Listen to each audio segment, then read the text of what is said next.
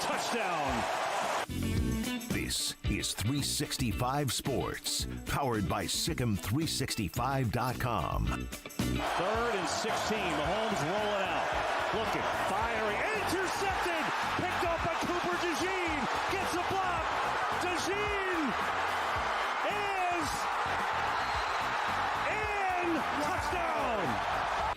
365 Sports is presented by IdealMRI.com. High-quality MRIs for $497 or less. IdealMRI.com. Your health is important, so is your budget. Here's Mahomes. Four-man rush over the middle, and it's intercepted again! This time it's Zach Baud, and the Eagles are set up inside the 10. 365 Sports is also brought to you by Texas Farm Bureau Insurance, protecting Texans since 1952. Hurts lets it go, complete A.J. Brown. He's in! Touchdown, Eagles! 365 Sports is turbocharged by Unite Private Networks. Find out more at uniteprivatenetworks.com. Maddox comes in and makes a huge play. Now the Eagles get it back. We're going to run some clock, or maybe throw the dagger. Hurts going deep for it all. Devontae Smith! He has got it! Touchdown! Now here's David Smoak, Paul Catalina, and Craig Smoak. Welcome in 365 Sports, Paul Catalina and Craig Smoak. We are hat twins today, and this was not planned. I just thought I would get it out of the way early on, Craig. Yeah, I mean, somebody's bound to notice. I walked in, the first thing I noticed was, Paul's wearing the same hat as me. So this is our special, hat matching day. Yeah. And I would point you to like a gift shop where we had these exact hats, but I don't think we have that. This would have been a great day to do that. Yeah. We did not plan this, although you might think otherwise. Very limited edition. Yes. That's what these are. I think there's does Emory have one like this, I think? Look, I have there's one more hat that we have, and I don't know what we're allowed to do with this. That was from the first batch. Yeah, I mean, I should probably change it, but it doesn't really match my ensemble. Yeah, that color's a little hard to pull off with just like everything like a black and white. Like these are sharp. We should have had these ready to roll in a gift shop because I do think these are one of the better ones, these black and white ones. But yeah, this was unplanned, so like minds, I guess, as they say. Yeah, Bracket Cat says twins. Paul played by DeVito and Craig played by Arnold. Okay, so. You got the better end of that. Yeah, I definitely did. Thank you. You know what? Great comment. You got great comment. Yeah, the far better end of that stick. I'm going to say, Craig, you have off the radar later, and I'm sure you're going to bring this up, but I'm just going to warn you early on. If you talk about Alex Bregman, I might dance. Yeah, I mean, it's a good thing for your Boston Red Sox. I'll talk about that later. Yeah, there's a few things like that. But, yeah, Bregman, sorry for the Astros fans out there. You already knew anyways. I mean, the writing was on the wall that he wasn't returning to Houston, although the longer this went on, you had a slight hope that maybe he would. But, nope, he's headed to Boston. It's a good pickup for your team, as we'll talk about. But, we'll have that and more coming up a little later on. Yeah, I just wanted to warn you that, it may just come spilling out of me at any time. Well, I think we're overdue for good positive sports news as far as our respective teams go. I had the Commanders there for a little while, and then we know what happened with the team who shall not be named, and their dumbest trade of all time. So we're kind of due. We are due. We are due. I'm not even a Mavs fan. I'm a Spurs fan, and the Spurs and Mavs don't like each other. I feel bad for you guys. Yeah, I don't want you to get me on another rant, but no, but I mean, usually when this stuff happens to a team you don't care for, you're like, ha!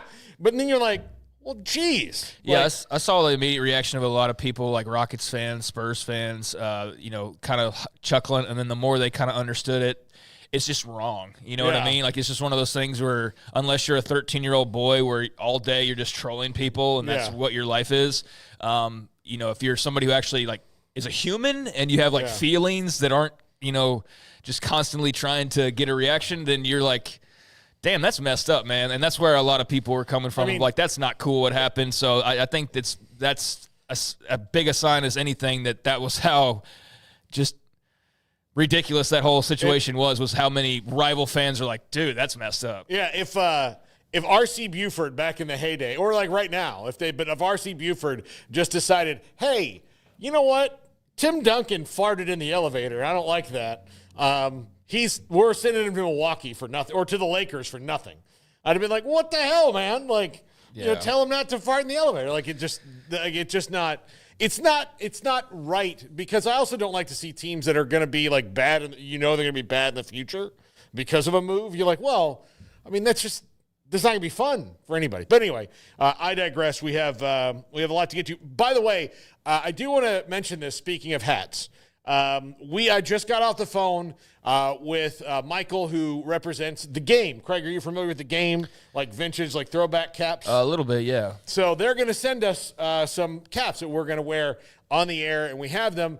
And sadly enough, the guy who wears a cap every day, they're all college hats. They don't have the licensing for Oklahoma until the fall. Okay. So he's going to send us some randos in there as well. But I was like, oh, bummer. They had everything else I asked for. Florida State, Nebraska, Baylor, whatever. But they didn't have Oklahoma, Craig. So hey, it's whatever. There's a lot of people that just wear gear of whoever. Yeah. I went and looked, and I was like, maybe I can like pick a school that he would wear. And I'm like, well, that's just not Craig.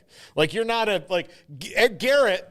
Mm-hmm. See, Garrett's that guy. Oh, I'll definitely rock some stuff. If it looks clean, I'm rocking. I don't care. Yeah, Garrett has like a whole fashion like thing. Like, he's got green sweatpants on today, so he's rocking his A's cap.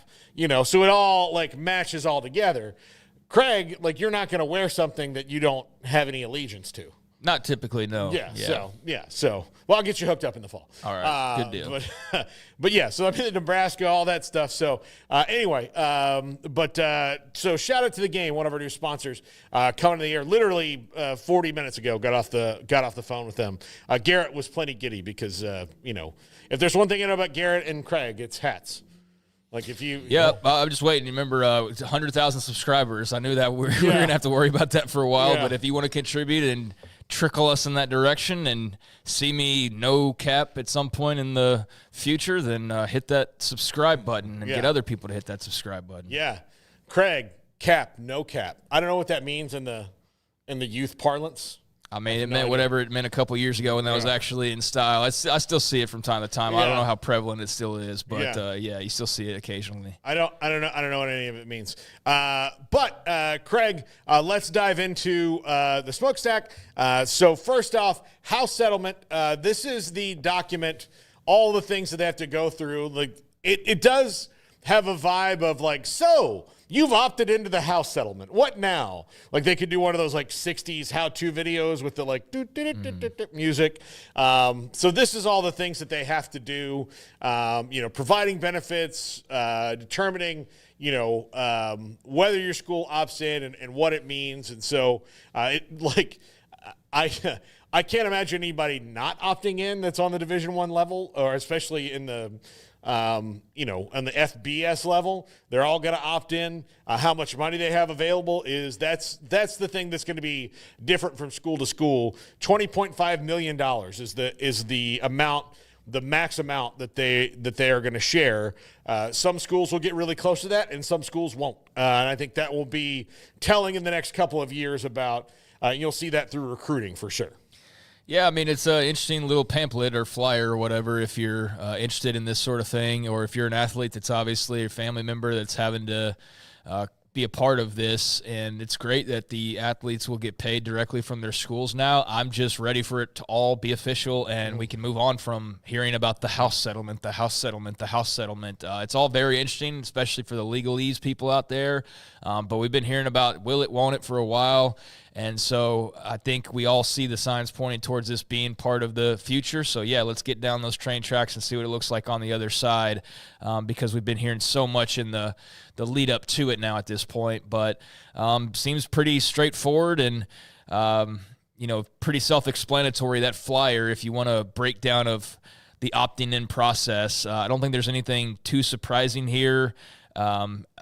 Basically, it's does your school opt in? It's like the main question on the flyer, and then you can kind of go from there. But this will be great for athletes. I mean, pretty much everything that's occurred over the last 2.5, 3 years has been reversing the stranglehold that adults had on college sports, and the lack of benefits that was trickling down to athletes outside of the many benefits they did get, and I'm somebody who from the very beginning acknowledged this. Like, let's not pretend like all of these things, whether they were little or minor in size compared to a stack of $100,000, still all those free meals and all that travel and all that gear and all that education and all, like, there's a lot of people, remember in the beginning, wanted to act like that was like 15 cents worth of stuff. It's like, no, they're getting benefits. It's just not cash. Well, now for a couple of years, we've seen the cash part of this, and we've seen a lot of people thrive and flourish as a result. Families changed probably in a lot of cases as a result of getting money they otherwise wouldn't get.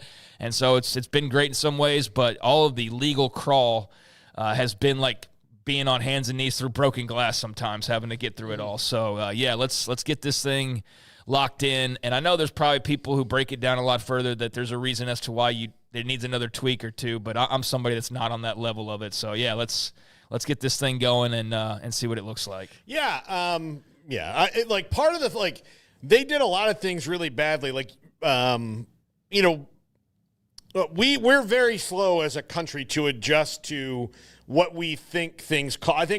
I think now, because of the inflation we had the last couple of years, we're very kind of keenly aware of, like, things are way more expensive now than they used to be. But older people and younger people, there's a disconnect on how much, and sometimes younger people are wrong about how much they think that they're worth or how much they should make. This is in any walk of life. But what I've experienced more is that there's a generation that's just above us, Craig, that they lived in a kind of a golden age of, you got out of college, you got a job. College wasn't, back-breakingly expensive. Parents had won World War II, and everything was peace and harmony and all this. All these things happened, and then you could make a certain amount a year, or a certain, $10 an hour sounded like something crazy. And then, we haven't raised the minimum wage in like 20 years. And there's people like, well, when I was 22, if I was making $7.25 an hour, that would have been great. Yeah. Like in 1961, that was badass, but it's not 1961 anymore. So what the NCAA, to tie this back into it all together, was the NCAA, didn't realize that, like, the cost of school was more. And then they quit, like, giving everybody 3 meals a day. So, like, you can't have a job. You don't have time for one. Right. They're not giving you 3 meals a day. They're not giving you – they give you a little bit of a stipend for food, but it was not, moving along with the cost of living. So it didn't last very long. Like, they give you a card, like a prepaid card with a month worth of what they thought was grocery money on it, and it was gone in 2 days. I mean, you're talking about – athletes that are, like, working out constantly and they have big appetites and all of that. So they had to get that right first and give full value to scholarships. Not to mention, if you weren't, you were a non-revenue athlete and you were on a partial scholarship, God forbid, like, what you have to do to do all of those. So they're getting in line with that. I think that's good. But then again, the pushback, and this is what happens when you don't give an inch for 40 years, the pushback gets violent. And I mean that just in the general sense of, you're going to lose everything because you didn't give up any ground. Yeah, with the lunch card and all that, I guess it depends on the institution, because there's like a basically 24/7 buffet right across the street. But they didn't always have that. No, they didn't always have that, but, like, basically everybody has that now. That's some of the stuff that's changed. They spent all of the money that should have been going to athletes eventually on all the things to take care of athletes. That's why all the facilities are so ridiculous. That's why Alabama is the standard of excess, because at least I know I always point back to when's the moment we never could go back from in terms of facilities just being so gaudy that you can't explain away the money anymore, is Alabama's crimson-colored waterfalls in their facilities. That's when you were like, wait a second, like, crimson-colored waterfalls but you can't pay the athletes? Like, what the – everybody's got a barber shop in their facility, but, and then now you can, and so that's changed. So the money's now going to athletes rather than to facilities. But, yeah, previously it was just going, I guess, in pockets. I don't know where it was going. And so, yeah, I guess if you were those people benefiting from that, you would be resistant to change, because you've got to take a pay cut, probably rather a large one at that. So, yeah, that's been hard for the adults, the educators and leaders to wrap their minds around, and then eventually be pried away from their cold, dead hands, basically, from the courts. And so, yeah, this is all it whipping back around the other way, and now hopefully an agreement that can be passed along and passed through that benefits both sides and can bring some level of order to a rather calamity-filled sport and just, I guess, level of sports in college athletics right now. I know it's not going to solve everything. I know this is going to probably be sued to death by somebody, and we'll see more lawsuits stem from this. I don't know that college will ever get out of the courtroom the way it's set up, but they set themselves up for this. So, yeah, I mean, that's good for the people who will benefit from House. I just start to lose interest when it comes to a lot of, like, the minutia of some of this stuff. Like, the idea of House settlement, cool, but, like, the daily, like, weaving of it through courts and things, like, I just do not care about that. Tell me when it's over. It looks like it's getting close, although I know there are still questions, so we'll see how the next couple of months go. Yeah, I would encourage NCAA leaders to learn about the French Revolution, because that's kind of what this is like historically. You know, they had all the elites in France were just gouging, and like there was this gigantic gap, and it was just rich people and the dirt poor. They make musicals, and there's like a lot of the great literature in the world's written about this period. And then all of a sudden, the poor people said, like, hey, there's like a crap load of us. There's like 75 of them. So what if we just beat them up? Well, let's go fight them. And then it flipped. Everything flipped. So that's kind of what happened with the athletes and the NCAA. It was like, hey, wait a minute. Well, they finally had representation. They could call their bluff and say, all right, well, we'll hire lawyers and we'll go after your ass. And then once they did that, there was no turning back. The French, I mean, they kind of be unfairly a punchline, like a World War II punchline for a lot of Americans, but they'll revolt in a second, and if they don't like something, they'll gather together in Paris or wherever, and they will get that changed pretty quickly. And they'll do that in 2024, the 2025. They've been doing that for a while. That's where I do give them some credit, is that the people will come together and let it be known they're not happy. But I mean, it's a archaic system that's being torn down in front of our eyes over the last few years, and there's a few houses still on fire that you don't know how they're going to get put out just yet. This settlement's not one of those, it appears. It appears like it's going along despite some people not necessarily fans of it or happy with it. So I don't know. I think it looks to be a good thing for college sports. Certainly the leaders of college sports think so. And so we'll see how it all adds up in the end, because it still has a ways to go before becoming official. But, it's cool to look at and just kind of see what some of the information is being given to the athletes out there. Yeah, absolutely. Next up, the NCAA has moved women's flag football into the emerging sports program. They made a recommendation for that. I'm fired up about this. I hope it does. I hope it catches fire across all 50 states in high school. I have a buddy I went to college with at FSU, Matt Hernandez, who's a very, very accomplished girls flag football coach in Tampa. And it's a growing sport. It's really cool, and it's coming to the Olympics in 28. So is it 20? Yeah, in 28. It's coming to the Olympics. So I'm all fired up about this. I hope this takes off. It's a super fun sport. It's cool to watch. I don't know how much like revenue it's going to drive, but still, I mean, I'm all for it. I was a flag football referee in college. I never lost the passion for the sport either. I mean, as far as revenue, zero. Yeah. That's what it's going to bring in. Is absolutely zero, but that's okay. That's not the point necessarily.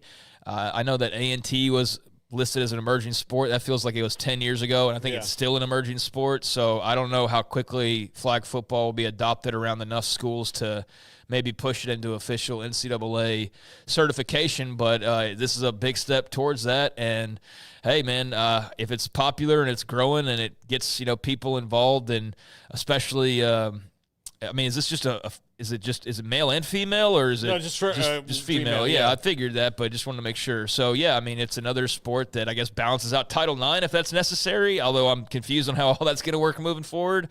But it's cool. It's like beach volleyball.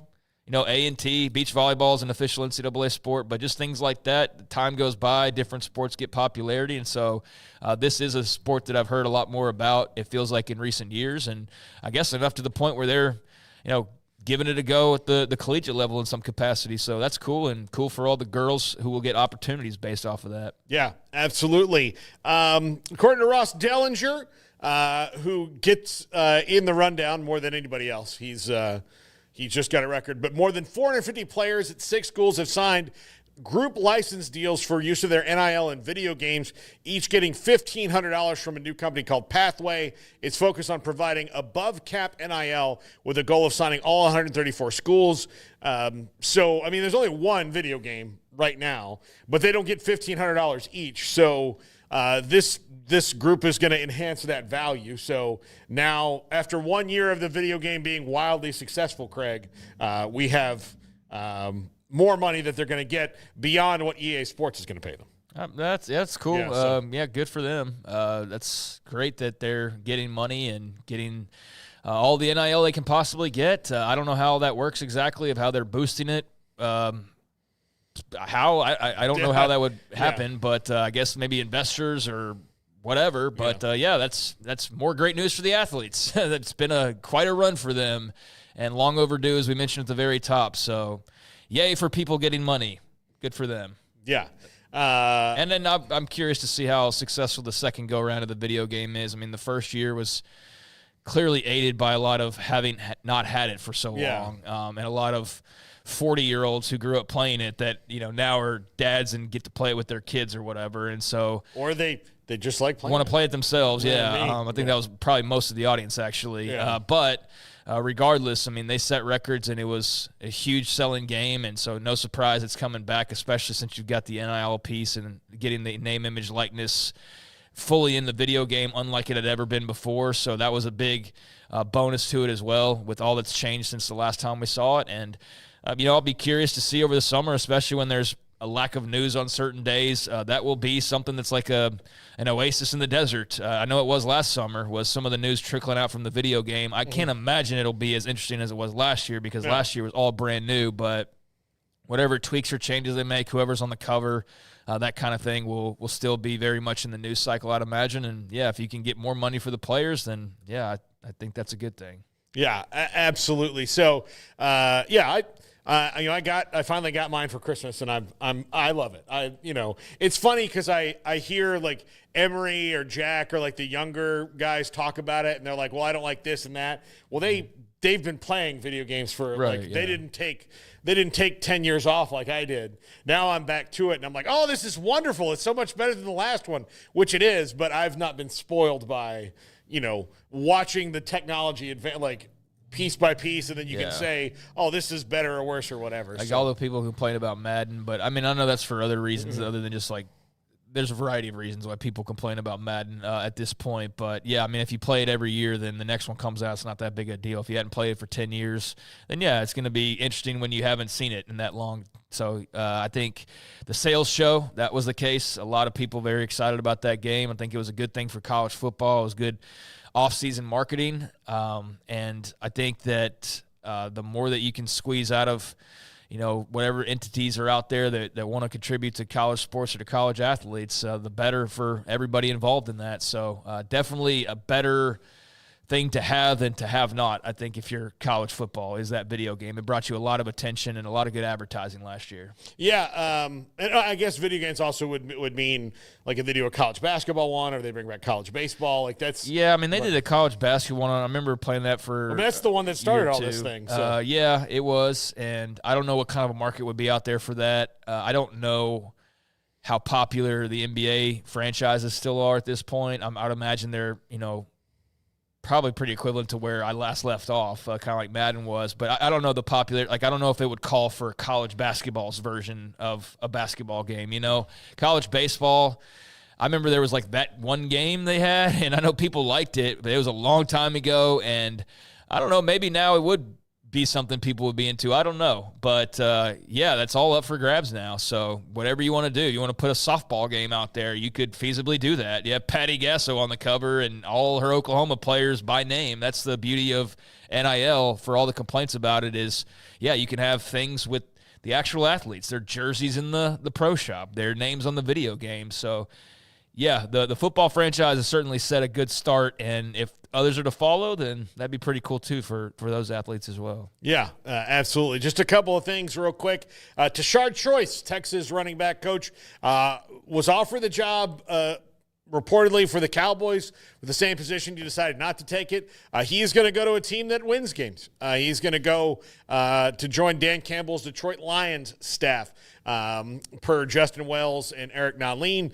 And that is that's a cool move for him. I mean, he's coached a lot of really good running backs. He coached Jahmyr Gibbs, who he reunites with. He coached B. John Robinson. He's coached Jonathan Brooks and Quintravian Wisner and C.J. Baxter and Jaden Blue, and he's done a very good job. He's an up-and-comer, and that's why he's on his way to the Lions. And prepare for the most ridiculous running back coach search discussion you've ever seen on the internet, because Texas fans are already like naming out the guys that they want.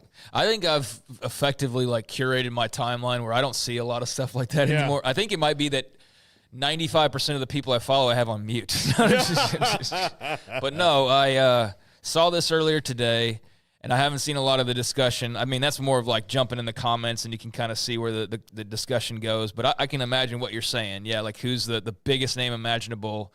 That's probably where the conversation starts for a school like that. That, obviously is very well resourced and likes to make splashes and has the ability to do that. So, yeah, I think whoever the next person is will be very interesting. But I think this alone is very interesting because he's a hell of a coach, man. He's a guy that is definitely a coach we're going to be hearing a lot about for a very long time. You mentioned some of the names he's worked with. He'll be back with Jahmyr Gibbs, Bijan Robinson, among others. And so, yeah, I think that's a big loss for Texas. Now, it's not irreplaceable because Sark's an offensive wizard, and I'm sure he's got a number of guys on speed dial that he's probably already reached out to that are pretty good in their own right. But I like that for the Lions. He's an up-and-coming, like I said, great coach who I've heard nothing but pretty much rave reviews about. I feel like him and Brennan Marion are like the two coaches I've heard like the most rising star type of stuff about the last couple of years, or amongst those types of guys. And so, yeah, that's a great opportunity to go in the NFL. And you never know with guys what their paths are going to take them. Like, do you like to be mostly a college guy, or are you a little mix of guys, or are you going to be mostly an NFL guy? So I don't know where Tashard Choice will ultimately land like 5-10 years from now, but I won't be surprised if it's in a head coaching chair at either level. And I think that's an interesting pickup for Detroit. I'm sure Jahmyr Gibbs is over the moon. And, yeah, that's big shoes to fill for Texas, but I think they'll be able to find a way to fill them. Yeah, absolutely. This morning I got up and I got online and I saw these rumors about Trevor Lawrence and a blockbuster trade to the Steelers. According to Mike DiRocco of ESPN, who covers the Jaguars directly, this rumor got out of control. The Jaguars said it's ridiculous. So if you're one of those people who thought like, oh my, is this going to happen? Probably not. Yeah, I didn't see this until a little bit ago, and I just looked at it and brushed it off as just ridiculous Twitter stuff. So I saw the guy who reported it, and he's an actual sports reporter. And so I was like, well, maybe. I mean, like he's not anybody of like, note, but, sometimes these things happen because of that. But then I started looking like Rap Sheet, Shefty, anybody in Jacksonville, and Mike DiRocco was like, no. Yeah, I mean, like what franchise would be dumb enough to trade their young star player for, why would you just give that guy away? Who would possibly do that? Who would in their right mind would trade away a young star player out of the blue like that? I'm never going to get over this. Never going to get over this Lucas stuff. But no, I think that sounds like ridiculous on the surface, and I guess it gained legs as you've alluded to. But I don't think the Khan family, as incompetent as they come across sometimes, I don't think they're that incompetent. Although if some franchise was going to do that, it would probably be them. Yeah. But yeah, that seems like a rumor that caught fire that didn't really make a whole lot of sense, quite frankly. We'll hold off on the other two, Garrett. We'll take a break right here when we come back. Pete Nakos on 3.com surveyed coaches about the transfer portal this cycle, what he found, what they said, and more. That's coming up next. This is 365 Sports.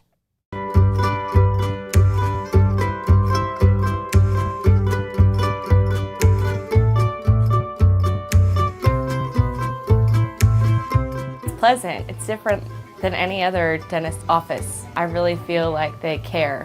And it's not that you're here for 2 hours waiting on someone to take care of you.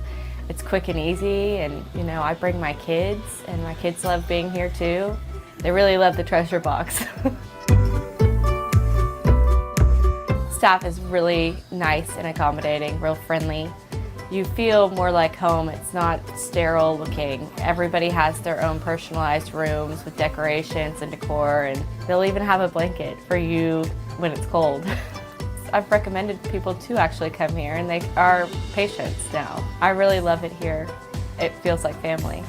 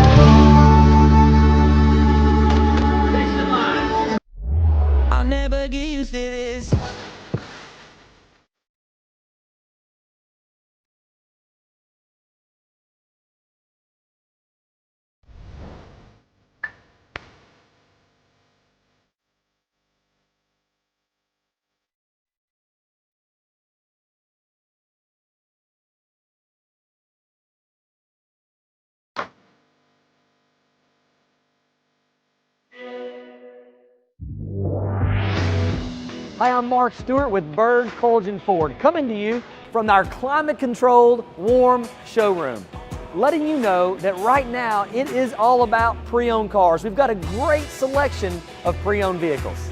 Right now, every pre-owned vehicle is priced to move. All our pre-owned vehicles are inspected by certified technicians and include the BK Advantage. Right now is the time to shop for a pre-owned vehicle at Bird Colgin Ford. Developed by Startup Waco, a nonprofit organization, GXG is a program designed to support the entrepreneurial development of Baylor University student athletes through NIL activations. The program helps student athletes maximize their platforms and offers a comprehensive support system for them to create and grow new businesses that not only benefit themselves, but also uplift the local economy. Fans who wish to support student athletes can donate to GXG via the GXG NIL Fund, BaylorBears.com/GXG. Contributions to support NIL activations through GXG can be made at BaylorBears.com/GXG.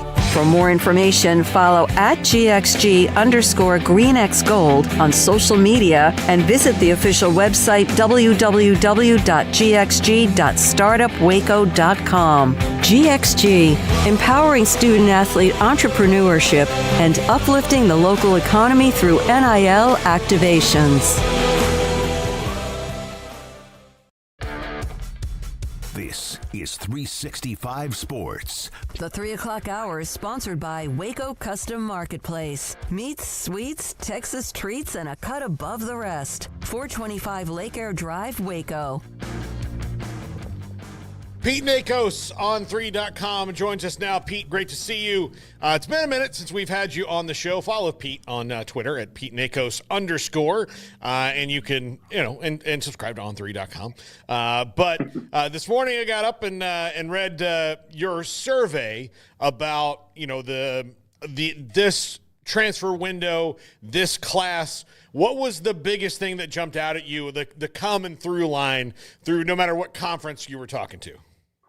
So not a surprise to me at all, but the biggest common thread throughout all of this is Texas Tech. I mean, what they did in this year's window is going to be talked about for a little while. What the reaction was from other conferences and well thought people in college football were just some amazement on how much they stepped up and delivered, and they obviously have On3's #1 transfer portal class. So I would say that overall, that's the #1 common thread that really jumped out. Beyond that too, I mean, I thought we had some really great insight on what schools spent the most money, who were some of the top paid players, and then also a breakdown of what a quarterback goes for, defensive tackle, offensive lineman, and things like that. I thought it was a good one. But yeah, what Texas Tech did really jumped out. Pete, with Joey McGuire and company, I mean, it's clear it's championship or bust, right, with what they brought in. I mean, they've kind of been revving it up, and 8 wins, but now it's kind of like, I mean, this is championship or nothing, right? So where I'm going to set the bar at is win the Big 12 title and make the college football playoff. I think that is probably where we're at right now, what the expectation should be for Texas Tech. I don't know what they do in the playoff, but they have everything they need to go through and win the Big 12. Pete, you mentioned a lot of the quarterbacks in the article. Not a lot of, like a couple in particular, Darren Mensah and Carson Beck. Where did Duke decide to get all this money to go for Darren Mensah? And Carson Beck, is he getting more than Cam Ward? So starting off with Darren Mensah, I would say that like very early on, Duke made the decision. And when I say Duke made the decision early on, I'm probably like saying like in November, like way before the portal opened, that they wanted to go get a top flight quarterback, and that's they thought that's where their money would be the most well spent. And they went out and got Mensah once the portal opened. I've heard that number is more around like the $3 million mark compared to like a $4 million that some people reported, but that's that. And then with Carson Beck, yes, he's getting significantly more than Cam Ward ever got at Miami. He's looking at a package that's well north of $3.5 million and could definitely eclipse that too, and possibly even double it if he checks off some boxes for the Hurricanes. Pete, one of the quotes I saw from, I guess, one of the anonymous was Texas Tech effed up the market for everybody, basically. I just wonder, and we heard them brought up during Carson Beck, right? I mean, he very quickly signed with Miami, but there was that little 24 hours where it was like Texas Tech. And a lot of Tech fans said, well, they're being used as leverage because they're the big spenders, so now players are going to use them, say like, hey, Texas Tech might be interested. Do you think they're a leverage play now? And just how badly did they kind of screw up the market for everybody going like, dang, they've raised the bar. Like, how much have they raised it in your mind? They were definitely used as a leverage play. I do, when it comes to Carson Beck, though, I mean, there was some serious interest there for about like 4 hours. When you look at what they've done and what they've done to the market, like they went heavy on the line of scrimmage. And just talking with people, there were some situations where, let's say, an SEC school wanted to go get an offensive lineman that Tech was also heavily involved in. And if that SEC school wanted to get that player, they almost had to double what they wanted to pay just because of how aggressive Tech was being. And you know, like some people would say that, like, oh, just because Texas Tech has the most money. No, it was a lot more of like Texas Tech just wanted to be aggressive and make sure they got the guys they wanted to. And I know that comes with a lot of money, but I think it was more of an aggressive attitude that made them, you know, the highest spender. It wasn't, you have some other situations when you deal with the top dogs of Ohio State and Oregon and Texas where it's just like trying to spend at that level can almost be impossible. I think Texas Tech separated themselves by just being really aggressive right off the bat. So you also mentioned Auburn, FSU, and Nebraska, all like – two of those schools didn't make bowl games. One of them barely did. And so how much of that was desperation money, in your opinion, and how much of it was effectively spent on the target that they landed? So let's not call it desperation money with Nebraska, but the reality of the fact is they have a quarterback that they think is, I don't want to go generational, but they think Dylan Raiola is probably one of the better quarterbacks to pass through Lincoln in a recent memory, and they went all out and making sure there was an offensive line and wide receivers around him that could elevate his passing game. You mentioned Auburn. Hugh Freeze is entering an extremely critical year in his future, and I talked to Paul Feinbaum about this the other day. We got a story up on 3. He thinks Hugh can get this done. He thinks Hugh is the right fit for Auburn. But Hugh is definitely entering a year now where he's going to have to deliver on the football field, or there's going to be some big questions he's going to have to face. So I think that factored into the decision to go heavy in the portal. I also think that he learned from his lesson of, right, he didn't take a quarterback last year and rolled with Peyton Thorne, and that kind of showed up on the field. The last school you mentioned was Florida State, correct? Mm-hmm. I don't think Mike Norvell is in like I don't want to say he's in a situation right now where like if this year doesn't go perfectly, he's going to lose his job. But I think he definitely has to show some improvement from last year and at least field a winning record. And it's going to be really interesting to see how things pan out at Florida State, just because, they went heavy on the portal a year ago and that didn't pan out. So how does this year's portal class work for Mike Norvell? Pete, in terms of maybe not desperation is the right word, but is there somebody so far that you're surprised they haven't been more aggressive because of maybe their circumstances, and maybe you feel needs to be a bit more aggressive or is hurting themselves by not doing this? Anybody surprisingly not as big a part of the market? So I don't think they need to, because I think they did a great job at the high school level. I thought Florida would be in the mix for some more guys. Just because of, they brought back Billy, Flagway's back. And, they did answer some questions in the portal. They brought in the wide receiver from UCLA, Sturt Van, and they put a really, really good class together in 2025 at the high school level. I just wasn't sure if they were going to, go get a couple more pieces in the portal, and that could definitely happen in the spring. So by no means was I stunned, but that was just one school that entering late November and December I had circled as was going to be a major spender. And I think what they did in high school kind of filled some spots. So I don't want to say it was like a stunner, but that's one school that jumps out to me. Yeah, I mean, are they kind of in a weird spot to maybe be a little bit choosy because of that? Like they can say, okay, because they've done so well on the high school level, really the last two classes. I mean, Billy Napier was on the hot seat, but the last two classes has been pretty good. And with everybody wanting to play with DJ Lagway, can't they just be a little bit more judicious about who they pick? Yeah, no, they can. And you're right. The return on investment in the high school ranks has given Billy the time and space to let that develop. I think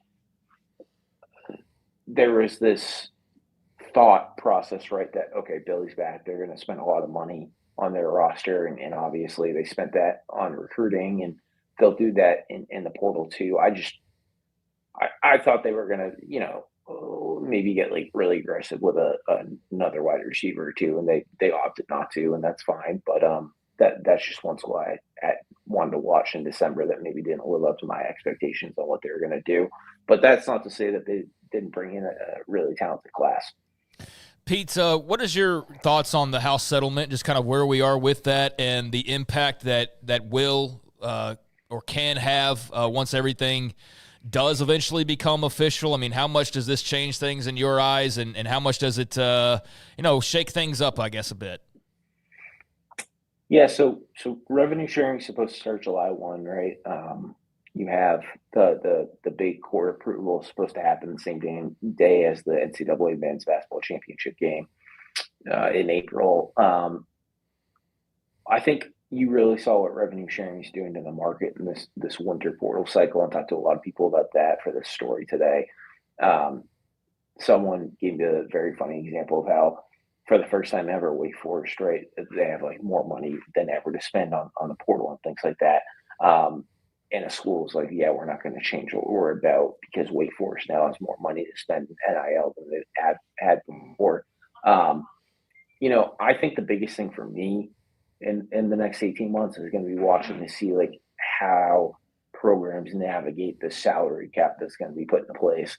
And then also there's a lot of schools out there who are front loading these portal contracts that will switch over to revenue sharing in July. And how does that switch be made? Is everything going to fall under that fair market value that we always hear about? Things like that. So that's what I have my eye on right now when it comes to rev sharing. That's part of Texas Tech, right? Was they got ahead of it and they saw the rev share coming, and they're like, let's go all in while we can before that. And then obviously they started getting more attention than they probably thought. And they're like, well, let's spend more money. But didn't they kind of see like that they threaded the needle, so to speak, and getting really aggressive now before all of the rev share becomes official? Yeah, they thread the needle too, and they have a really aggressive NIL collective in the Matador Club, which is led by Cody Campbell. And then they have revenue sharing that's going to kick in. And yeah, they definitely thread the needle of trying to make those two marry up. And I think that had a reason to do with why they were so successful in the portal. But at the same time, too, I think that having the deep pockets that they have with the collective really set themselves up for success as well. Pete, what do you think the spring class is going to be like? If it's anything like last year, it's going to be dull at times, with a lack of depth, with a few really, maybe one or two surprises. Talking to some of these collectives and staffs and stuff, everyone's going to want to look at a position, right? Mm-hmm. And that always changes team to team. I guess the biggest question is going to be like, how good is the talent level going to be? And obviously there's going to be that defensive tackle or offensive tackle or edge rusher who's good or has some sort of a track record that some school is going to overpay for. But if we're going to compare this upcoming spring to last spring, I'll just be very interested to see if they mirror each other or if the spring is better or more competitive in talent or anything like that. Do you think that they have done a better job with retention to get out ahead of those kind of things to where 1,000%? Yes. Yeah, because, I think that has a ton to do with it. And then you're also seeing some schools offload talent now in the spring portal. Yeah. Oh, yeah. That's true. Yeah. To me, it would. It probably just has to be a reset from the coaching to set expectations of like, hey, you know that like you're going to compete for this job, right? Like this is not you come and so that's where it kind of gets weird to me is like some of these guys transfer and you're like, well, you didn't know that there's going to be another left tackle like going at it with you like that. Why is that a surprise to you? Yeah, the other thing we start to see in the spring too that I'm sure you guys have seen is the athlete who dares the school they're going to go in unless the school pays X amount of money, and then the kid ends up in the portal and is kind of screwed. Mm-hmm. Yeah, because they're not worth that much money. The other schools are like, no, I don't. We know what they bluff it. They bluff and say, well, I'm going to go get $500 million from, half $500,000 from like school X, and then their current school's like, all right, man, take a walk, see how it goes, and then next thing you know, it's July and they still haven't committed anymore. Yeah, absolutely. Well, Pete, thank you so much for hopping on today. Go to on3.com, read the column, subscribe. Go to Pete Nakos on Twitter, Pete Nakos _ on Twitter to follow all the news that he breaks all the time. Pete, thank you so much. Great to talk to you. Thanks, guys. There you go. Pete Nakos on3.com. Yeah, I think the goal is to, because they want to get just one portal window. The goal is to like make it so much to where would it be even worth it to transfer in the spring so they can just get rid of it? Like, the numbers are so low that even the players are like, nah, okay, we'll just do it. We'll come to an agreement on when the time is and do it then. So, because last year, there's a couple of like, oh, hey, like Damian Martinez was the big one I can think of. But after that, I can't really think of anybody in the spring who was seismic. No, I don't think there really was. It's another thing that's just been sort of a lingering loose end that they need to get figured out. But I think Tech is officially on put-up watch. You have gone all in. You've spent way more money than you originally anticipated, and we read in that ESPN article and have heard from the Tech folks that the reason why their initial few $1 million they were going to invest in the roster turned into $10 million on transfers alone was because that they just kept getting good news in terms of the level of interest. And so more guys had more interest than they realized or maybe anticipated at first. And so it's like that ball got rolling and they just kept rolling. And next thing you know, the money keeps, hey, we'll keep turning this loose as long as you guys can keep bringing guys in. And they just kept bringing guys in. The money kept climbing to the point where, you've got $10 million transfer class and top one or two class, depending, I guess, on where you look. And so at this point, if it was year 2 for Joey McGuire, you'd say, well, no matter what, you still got to give him a little bit of time.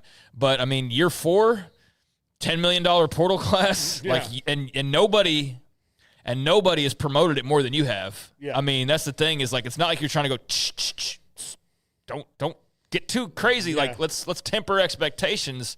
It's interesting because 2 years ago they did anything but that. 2 years ago they really, after that first successful debut season, they were like, here we go, baby.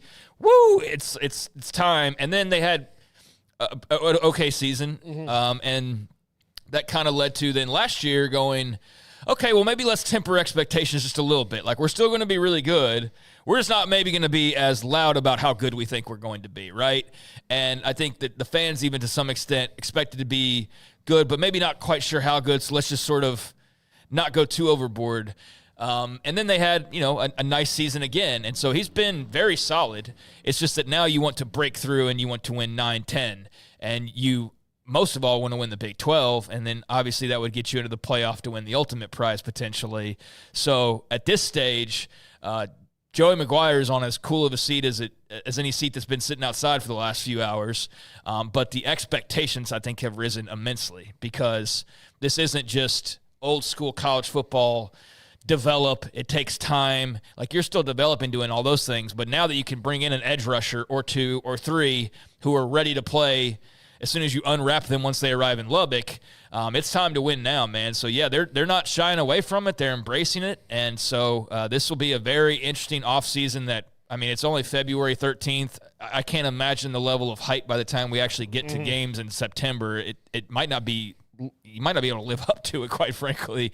But they're going to have a really good team, man, and I'm definitely putting them near the top of the list of most interesting storylines entering 2025, not just in the Big 12, but in college football, because you're not bragging about beating out Baylor or TCU or Iowa State for the best transfer portal class. You're bragging about beating Ohio State and Texas and Michigan for the best portal class. So you're not throwing your hat in the Big 12 ring so much as you are like, we're going to win the Big 12, but we're also going to be in the playoff and we want to contend with these guys. So they put their money where their mouth is. They're going to be talking the talk these next few months and have been talking these past few months, and we'll see if they're able to walk that walk in the fall. But they have a really good team on paper and obviously a coaching staff that believes they've got all the pieces in place. And I know in that article the other day, I think it was McGuire, but it was the one about Blanchard, I think, where they acknowledged, like, we're not just like the clear team. Baylor's going to be good, and Iowa State maybe was who they mentioned two or three. Arizona State obviously was one of those. Arizona State, Baylor, and then maybe there's one or two teams they mentioned also coming back that are going to be formidable. They're not just going to go on a cakewalk, but they've got a favorable early schedule. There's a lot of signs pointing to like this being you got the shot to line up for $100,000 and make the bucket. You've been practicing for it. Like they've got this shot lined up, and so we'll see if they're able to knock it in when the time comes. But it's going to lead to a lot of hype, a lot of talk, and definitely a lot of exposure, which they've gotten these last few weeks. Yeah, absolutely. I'm very curious to see how it all fits together. Like the thing is, though, like they went heavy portal. Yes, it's got to fit together. They do have a base of people. Like they didn't build the whole roster out of the portal, so that's why I think it'll probably work. Right.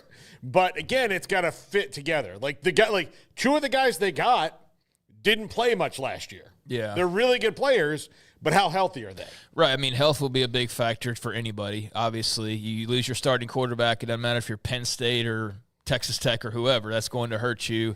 But yeah, there's going to be things that are out of their control that they can't necessarily predict or dictate, but that's why you control the things you control. We hear that ad nauseum from every coach and athlete at some point or another, and there's a reason why. It's true. You can only do what you can do, and so they've done everything they can seemingly do.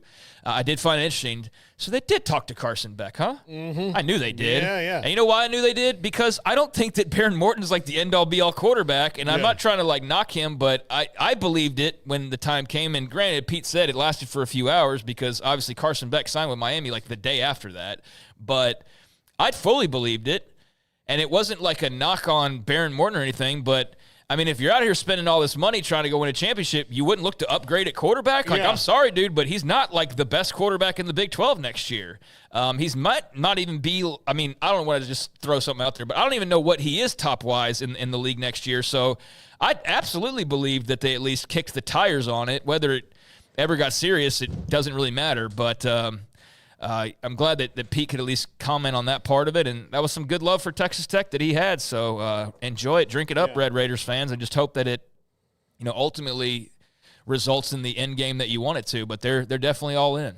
Yeah, I'm gonna in the break. I'm gonna write down the quarterbacks in the Big 12, and say, I'll put them in tier. I don't think the Big 12. I think Sam Leavitt right now is number 1. He'll be everybody's first team preseason guy. Yeah, but I'm going to put them in tiers, and I'll see what tier I put them in.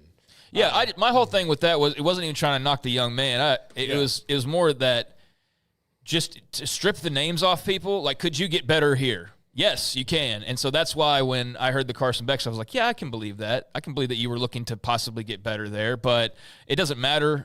Baron Morton's the guy. They've got a line of quarterbacks, Will Hammond, et cetera, behind him. So they feel good about that position, and they put a lot of good players around those guys. And so, they're geared up, man. And they'll be a team that, again, is not just a talking point in the Big 12, but I think nationally a lot of people are going to be rooting for their downfall or admiring of like, man, they turned this thing on its head. And now, like, here's little old, and I don't mean this negative, but little old Texas Tech's like turned NIL on its head, and now they're in the playoff. And, how does that inspire or maybe tweak perceptions and whatnot as well? So it'll be a fascinating case study because it's not a surprise when Ohio State last year goes and spends all of the money and adds to their already ridiculously talented team, and they go win the national title. They were the most talented team in everybody's preseason YouTube video. Yeah.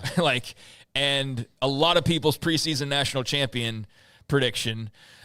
Texas Tech won't be that national champion prediction for anybody, but there'll probably be some people's Big 12 predictors. And maybe they're going to just turn this thing on its head, and there's more people, schools like them that don't feel as hesitant to go all in on a certain year if things line up a certain way. Yeah, absolutely. So when we come back, we're going to do the Arizona State schedule. We did Arizona yesterday. We'll do ASU today.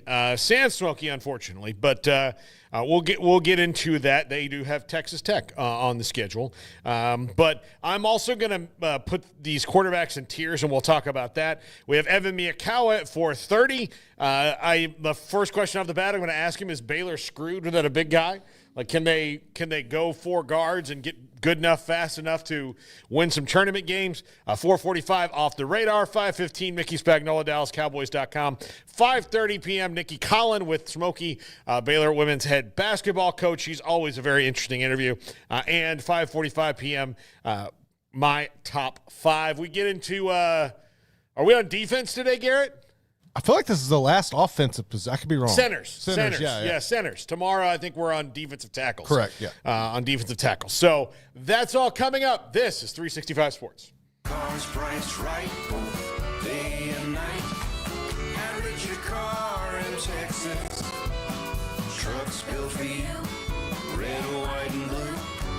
Average your car in Texas. Cars that zoom with lots of room. Average your car in Texas.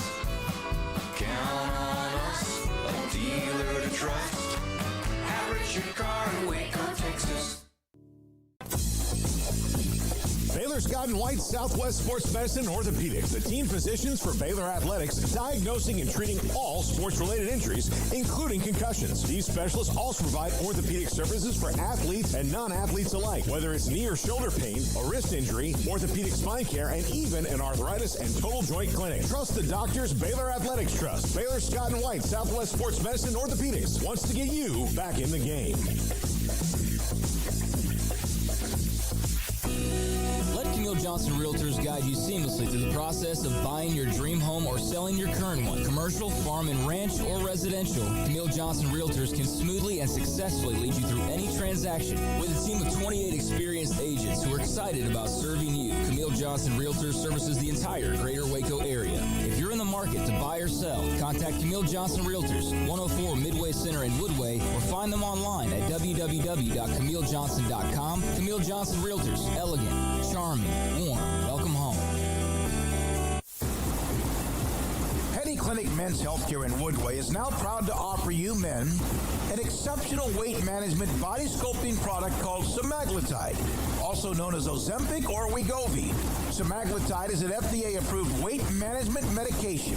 Once-a-week injections of this powerful medication offers an average body fat weight loss of 20% within the first year of treatment. In addition to body sculpting, semaglutide also normalizes blood sugars and has the clinical research proof of reducing blood pressure, cholesterol, stroke, and heart attack risk.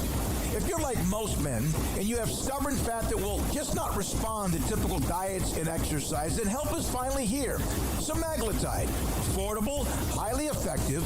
Google search Petty Clinic Waco and reach out to the Petty Clinic team today for a free consultation with Dr. Petty to see if semaglutide is right for you. Go to pettycliniclowt.com. Parenting is full of surprises. You never know what to expect. So after our son was born, I called my Texas Farm Bureau insurance agent to set up a life insurance policy in case something happened to me. Sawyer is now 2. And we'll soon have a sister. There's no one else I would trust with protecting my family. Stop by and see our agents at one of our 3 McLennan County locations. Coverage and discounts are subject to qualifications and policy terms and may vary by situation. This is 365 Sports, powered by Sikkim365.com. This segment is brought to you by Michelob Ultra. It's only worth it if you enjoy it. Containing only 95 calories and 2.6 carbs. All right, I'm still working on my quarterback tiers. Well, there's only 16 quarterbacks to have to roll through. Yeah, I've got to write all the names down first and then do it. So yeah, I'll before the end of the show. I'll get it.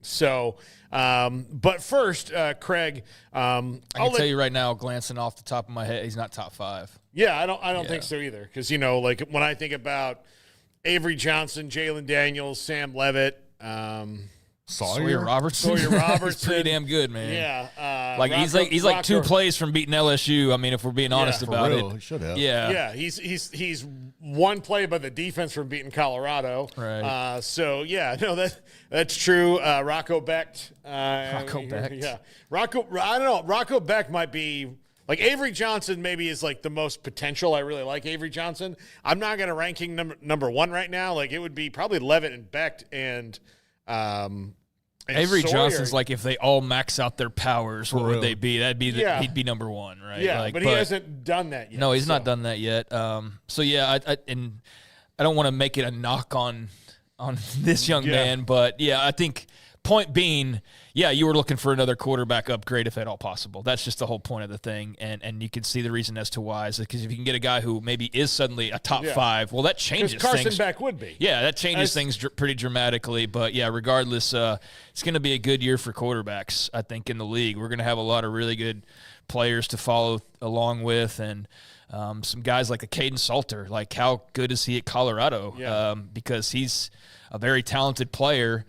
But I don't know quite what to expect with him making the leap from Liberty to Colorado, other than his week-to-week is far more difficult than what it was the last couple of years. Yeah. That's all I do know. Yeah. Oh, God. I mean, that's not even close. I mean, even if Colorado somehow has the weakest schedule in the Big 12, like if that happened, it's still 5 times better than the schedule he'd ever have at Liberty. Yeah, he'll have, if you go like the first 5 weeks of the season, he'll play more games of importance in those first 5 weeks, maybe in the first month, than he played in the entire regular season at Liberty. Yeah. No, absolutely. They're not even afraid of anything at Liberty except competition.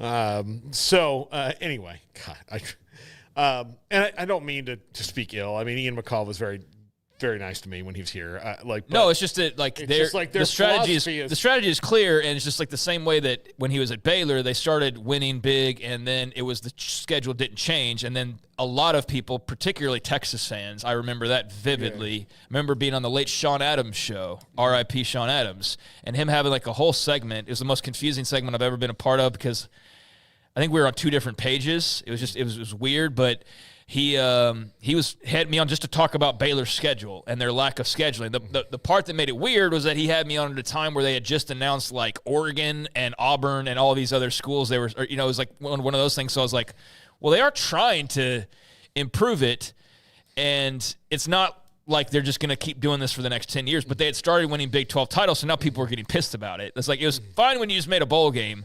Now you're winning the Big 12 and you're not playing anybody in the non-con. Like, we have a problem with that. And it was, I mean, like, you could make an argument that against UCF and against Michigan State, it hurt them in the long run. It could have come back to bite them, but they eventually started to change, and I think now with Liberty, it's like, okay, you've made the Fiesta Bowl. You can afford to raise the stakes a little bit now. You're not just piddling around trying to merely make bowl games. Now it's time to ratchet it up if you really want to be a big program. So I think that's where people are starting to be with them, where it's like, we understood it first.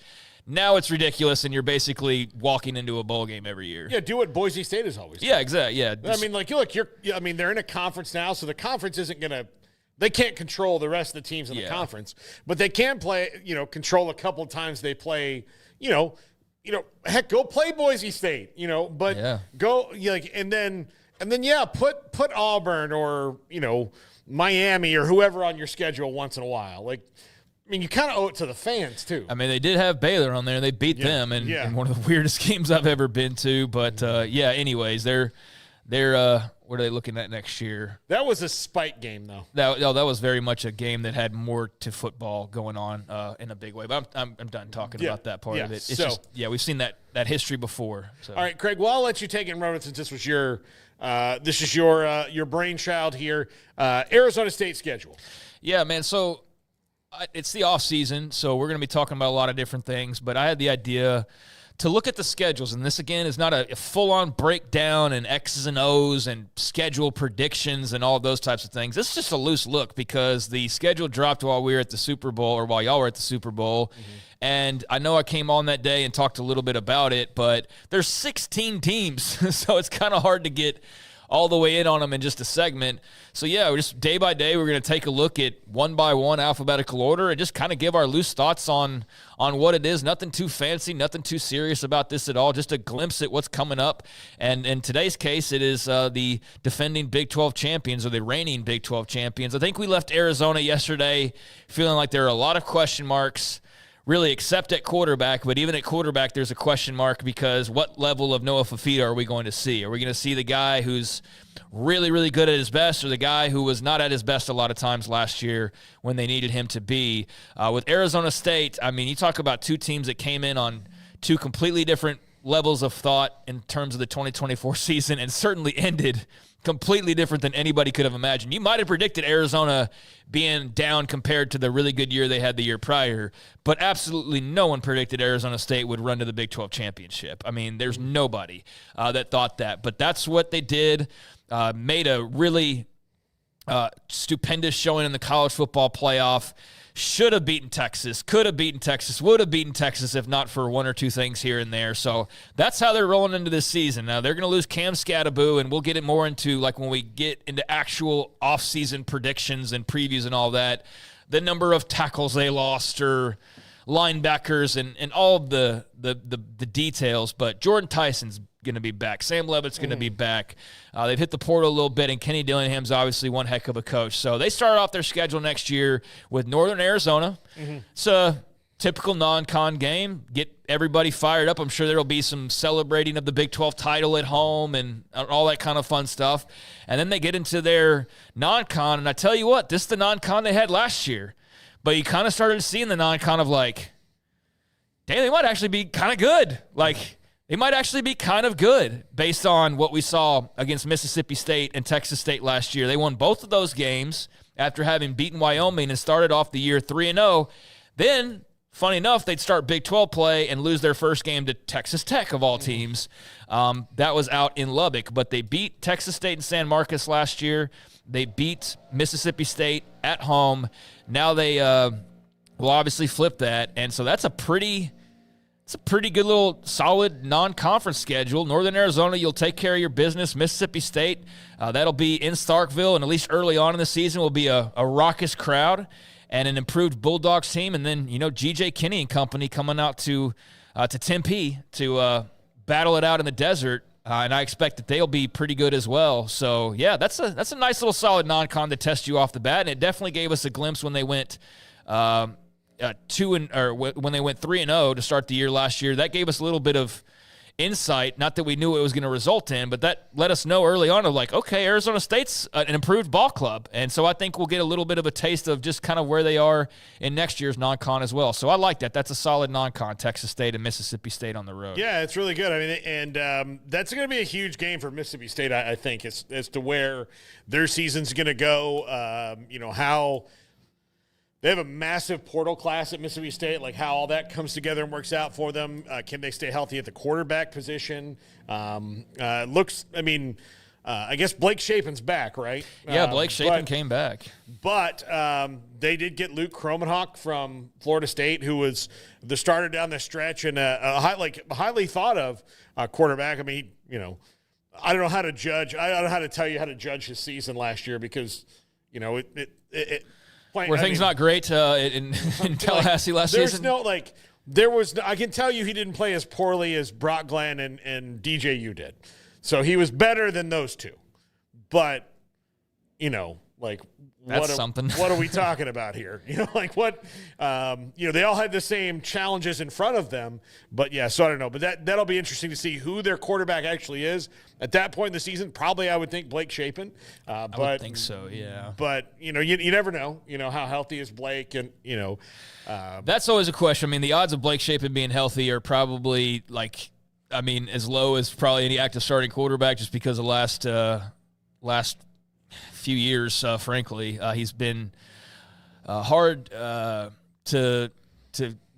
keep intact on the health side of things and to keep healthy. So, it could be Kromenhoek by week 3. But regardless, that's a nice, respectable, solid schedule. It's the schedule from last year outside of Northern Arizona being flipped for Wyoming. But I do think that's a really good testing grounds for Arizona State before they go into Big 12 play. So then get into the rest of the schedule for Arizona State.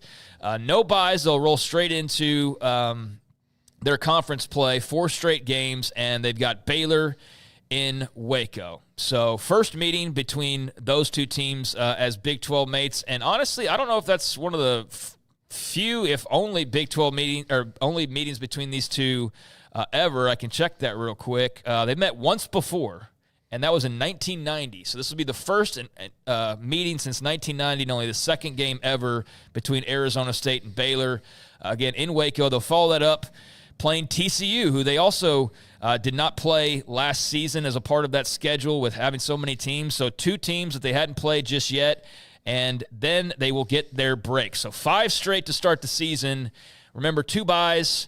And everybody's just kind of different. Do you go 3-4-5? Do you have 4-4-4? Like, what's your breakdown? Well, they'll have 5 straight games to start the season. So at Baylor, TCU, and then TCU, and then that break. So on paper, it could be interesting where they are sitting at 5 games. They have TCU at home, so that's going to be a big help. Yeah, there. I think TCU will be improved. By the way, listing my quarterback tiers is going to take even longer than I thought because I saved that. Yeah, but it ties in because I don't know where to put Josh Hoover. I think he's pretty near the top, actually. I do too. But he throws a lot of picks. He did a lot during the first part of the year. Yeah. He settled down a little bit, but talent-wise, technical abilities, he's near the top of the list. So, look, if you're looking at, the quarterbacks that they're going to play.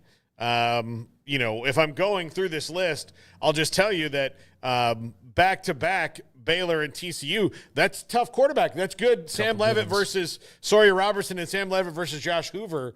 Those are pretty good quarterback matchups. And, yeah, they are. Yeah, and so depending on how everything else goes around those guys, 14 of the 16 teams in the Big 12 know exactly who their quarterback's going to be.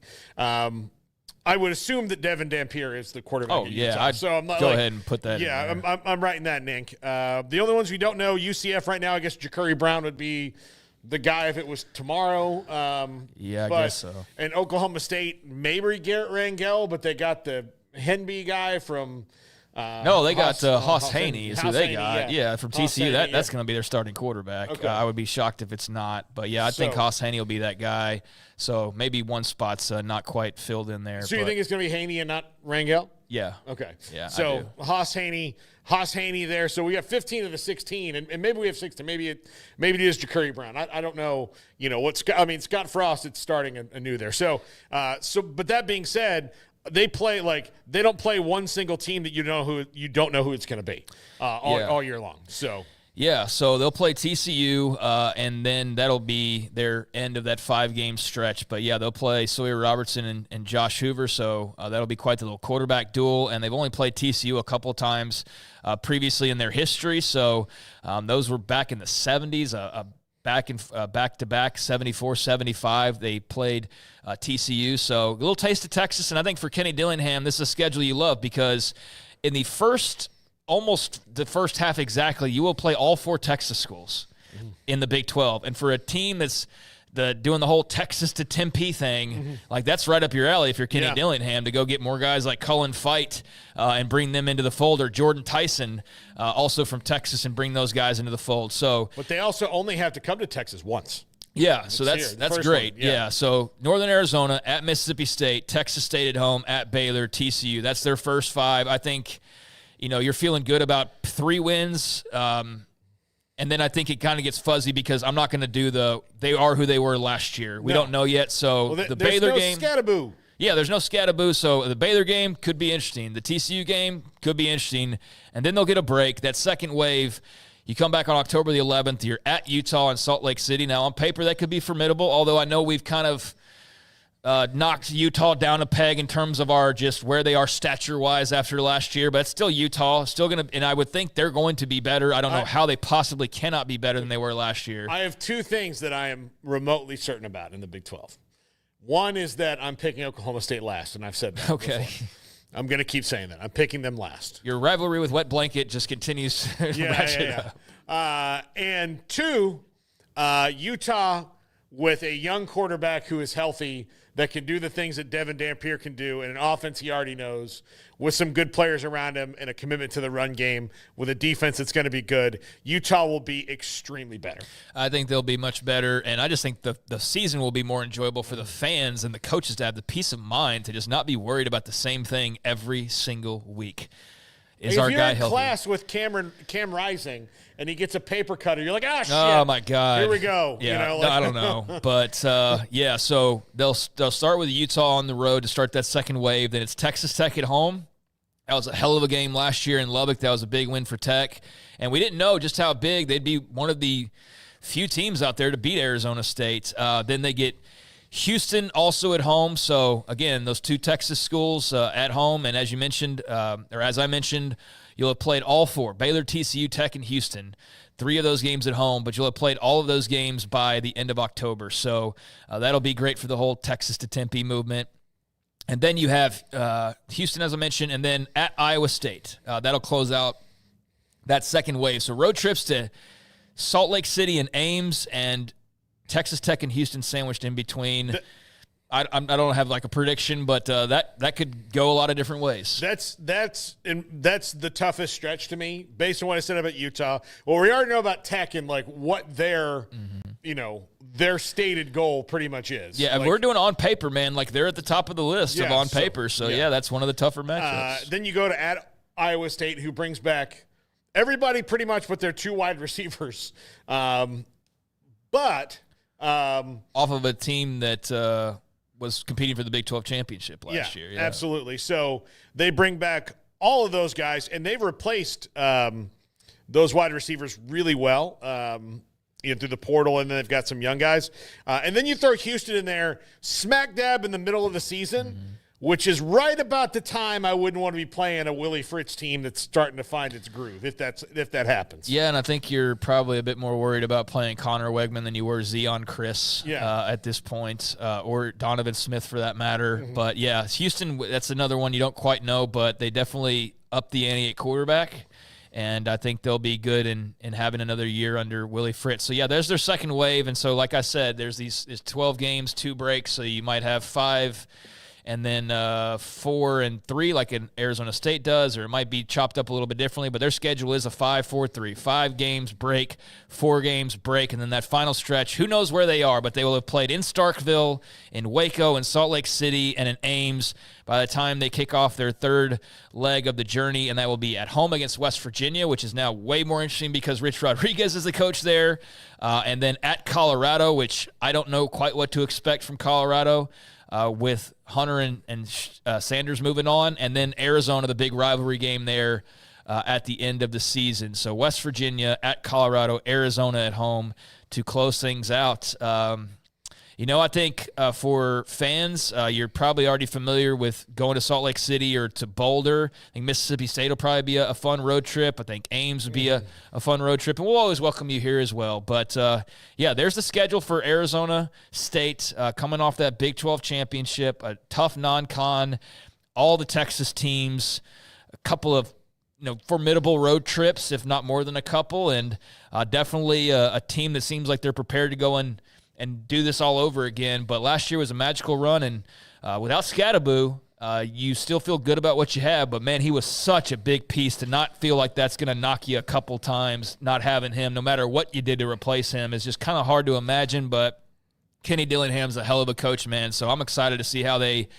try to run it back, and I just hope that they can maintain the level of excitement, because Arizona State was not one of those teams that when we started talking about all these teams that were moving in, whether it was the wave of BYU and Houston and Cincinnati and UCF, and then a year later it was all of the Pac schools, Arizona State was like the last school we probably ever talked about each time. And the reason why we talked about Arizona a bit more is because Arizona was coming off of a really much good year. better success. The year prior, and they had some star players. But Arizona State, they have a target on their back now, so they're not going to be sneaking up on anybody. No. I think they'll be ready for a fight, but that's a nice little schedule there for Arizona State. There's a little bit of a look in at what they've got coming up. So I think you feel great about winning a bowl. If I'm going to do like paper tests right now, that's 1, 2. Y'all have them losing a non-con game? No. You don't think so? Okay, me neither. So 3-0 to start the season. I mean, I don't think you're feeling like you can't beat Baylor or TCU or really any of these teams. I think bowl team easily should be the case and should be the bare minimum expectation. How many games they win, I don't really have in mind right now. I would set their floor at 8-4 to me, because Okay. I think they're going to be. I think they have one of the best coaches in the country right now, and Yeah, I do too. Dillingham. I think they've got and he's the best quarterback coach, and they've Great got culture. the great culture, all that stuff. So yeah, I mean, like, could Baylor and Tech and Iowa State hop up and beat them? Yeah, could they? I don't think this team loses a dumb one though. Like, that's what I think. I think if they're going to lose, it's going to be the better teams on the schedule that beat them. So they're not going to lose. They're not going to lose to Texas State, or they're not going to, let's just say for all argument's sake, it's Houston. Although I think Houston's going to be take a step this year. So yeah, I don't think they're going to lose a dumb one. But this schedule, again, on paper, I don't know how you could make it tougher in the Big 12 when when you put out, like, there's no UCF and no Oklahoma State on this. Yeah. And those teams will be the ones I'll pick towards the bottom this year, because I really don't know what Scott Frost is going to do. Like, that's a total mystery. It's a mystery. Going to be, so like in Oklahoma State, so like they don't have either of those teams. They don't have to go and play BYU and get in a rock fight with that defense. But as far as teams that you feel pretty good about being bowl teams, like, I think Baylor will go to a bowl. I think TCU will go to a bowl. I think Utah will go to a bowl. Texas Tech damn well better go to a really good one. They don't, man. That's the people who are paying money, like, they better go to a real. They better have one of the all-time worst injury seasons ever, if that's the case. Yeah. Iowa State's going to a bowl, and then the rest, I don't know. Like, dude, I think West Virginia's going to be super feisty with Rich Rod. I don't know how good they're going to be. I think they're going to be super feisty, though, and I think just those changes at a place like that makes that game more interesting now. So, yeah, I think you maybe set the floor at like 8-4. Yeah. And that's, just being generous and taking into account that just stuff happens. Garrett, do you have any thoughts in particular on Arizona State? I think as far as like looking at the schedule itself, I love having a non-con matchup with Mississippi State where you can match up conference for conference, because we know regardless of how you view it, it actually does matter in the eyes at the end of the season. Yeah. That's definitely going to matter there. Man, I like the rematch that you're going to get with Iowa State. Utah, I don't know about that one, man. I think that's one where Utah can actually beat them. But the familiarity that they have with that program, they've never been intimidated. You know, like whereas some teams who weren't familiar with Utah, the Big 12, that kind of shocked them having to play that. That's not a factor with Arizona State going back to their ties with the Pac. But other than that, no, I agree. I think they're about an 8-4 team. I would be nervous looking at probably the like you mentioned, that West Virginia game, just because we don't know what to expect from them, and you definitely know that they're going to be a lot better. They're going to have swagger back, if anything. Man, yeah. So, no, I think it's a good 8-4 is probably about a good starting point. I also do think it is unique how you mentioned they are playing all the Texas teams, whereas we have programs in Texas. Hell, Baylor and Texas Tech are one of them that you don't get that. So that is a point of emphasis for them, and I think that will benefit them in the recruiting in the long run. But, no, it should be a hell of a season for Arizona State. Yeah, I think it's a fun schedule. I think it's a tough schedule. And I think, outside of maybe missing BYU just on paper, Right. like they're pretty much playing all the other teams that you think will be pretty good, playing all the Texas teams. So really good non-con and some fun games both at home and away. So, yeah, there's Arizona State's schedule. We'll actually make, like, real predictions and whatnot in, like, 5 months from now when we actually know everything about these teams. But this is an exercise to just have fun riffing on the schedule since those just dropped last week. And so there's Arizona State. If you're an Arizona State fan, you're like, we're going 10-2. That's totally fine. I think 8-4 is a nice starting spot, though, to at least just say, like, what's the threshold for success or failure? I think if you're 8-4 following last year, you feel like you're in a good spot. If you're less than that, then maybe you're slipping a bit more than you expected to. But that's a good schedule right there, and I think that's going to be a lot of entertainment for Sun Devils fans out there. So there you go. All right. When we come back, Evan Miakawa, evanmia.com, one of the best college basketball numbers guys there is out there. He joins us. This is 365 Sports. At Ideal MRI, we feel blessed to be part of the Waco community. We're a small family business here in Central Texas. At times like this, the cost of healthcare has never been more important. And unfortunately, significant illnesses and injuries still occur. And that's why Ideal MRI is open and here to serve you through this difficult time. So if you need an MRI, ask your doctor about Ideal MRI. You can schedule online in minutes at idealmri.com or call 833-IDEAL-MRI.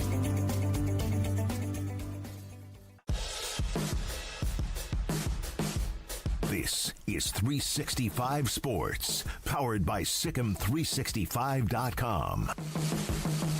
The 4 o'clock hour is sponsored by Boozer's Jewelers, the wedding ring store, specializing in custom jewelry and repair, all in-house. Now here's David Smoak, Paul Catalina, and Craig Smoak.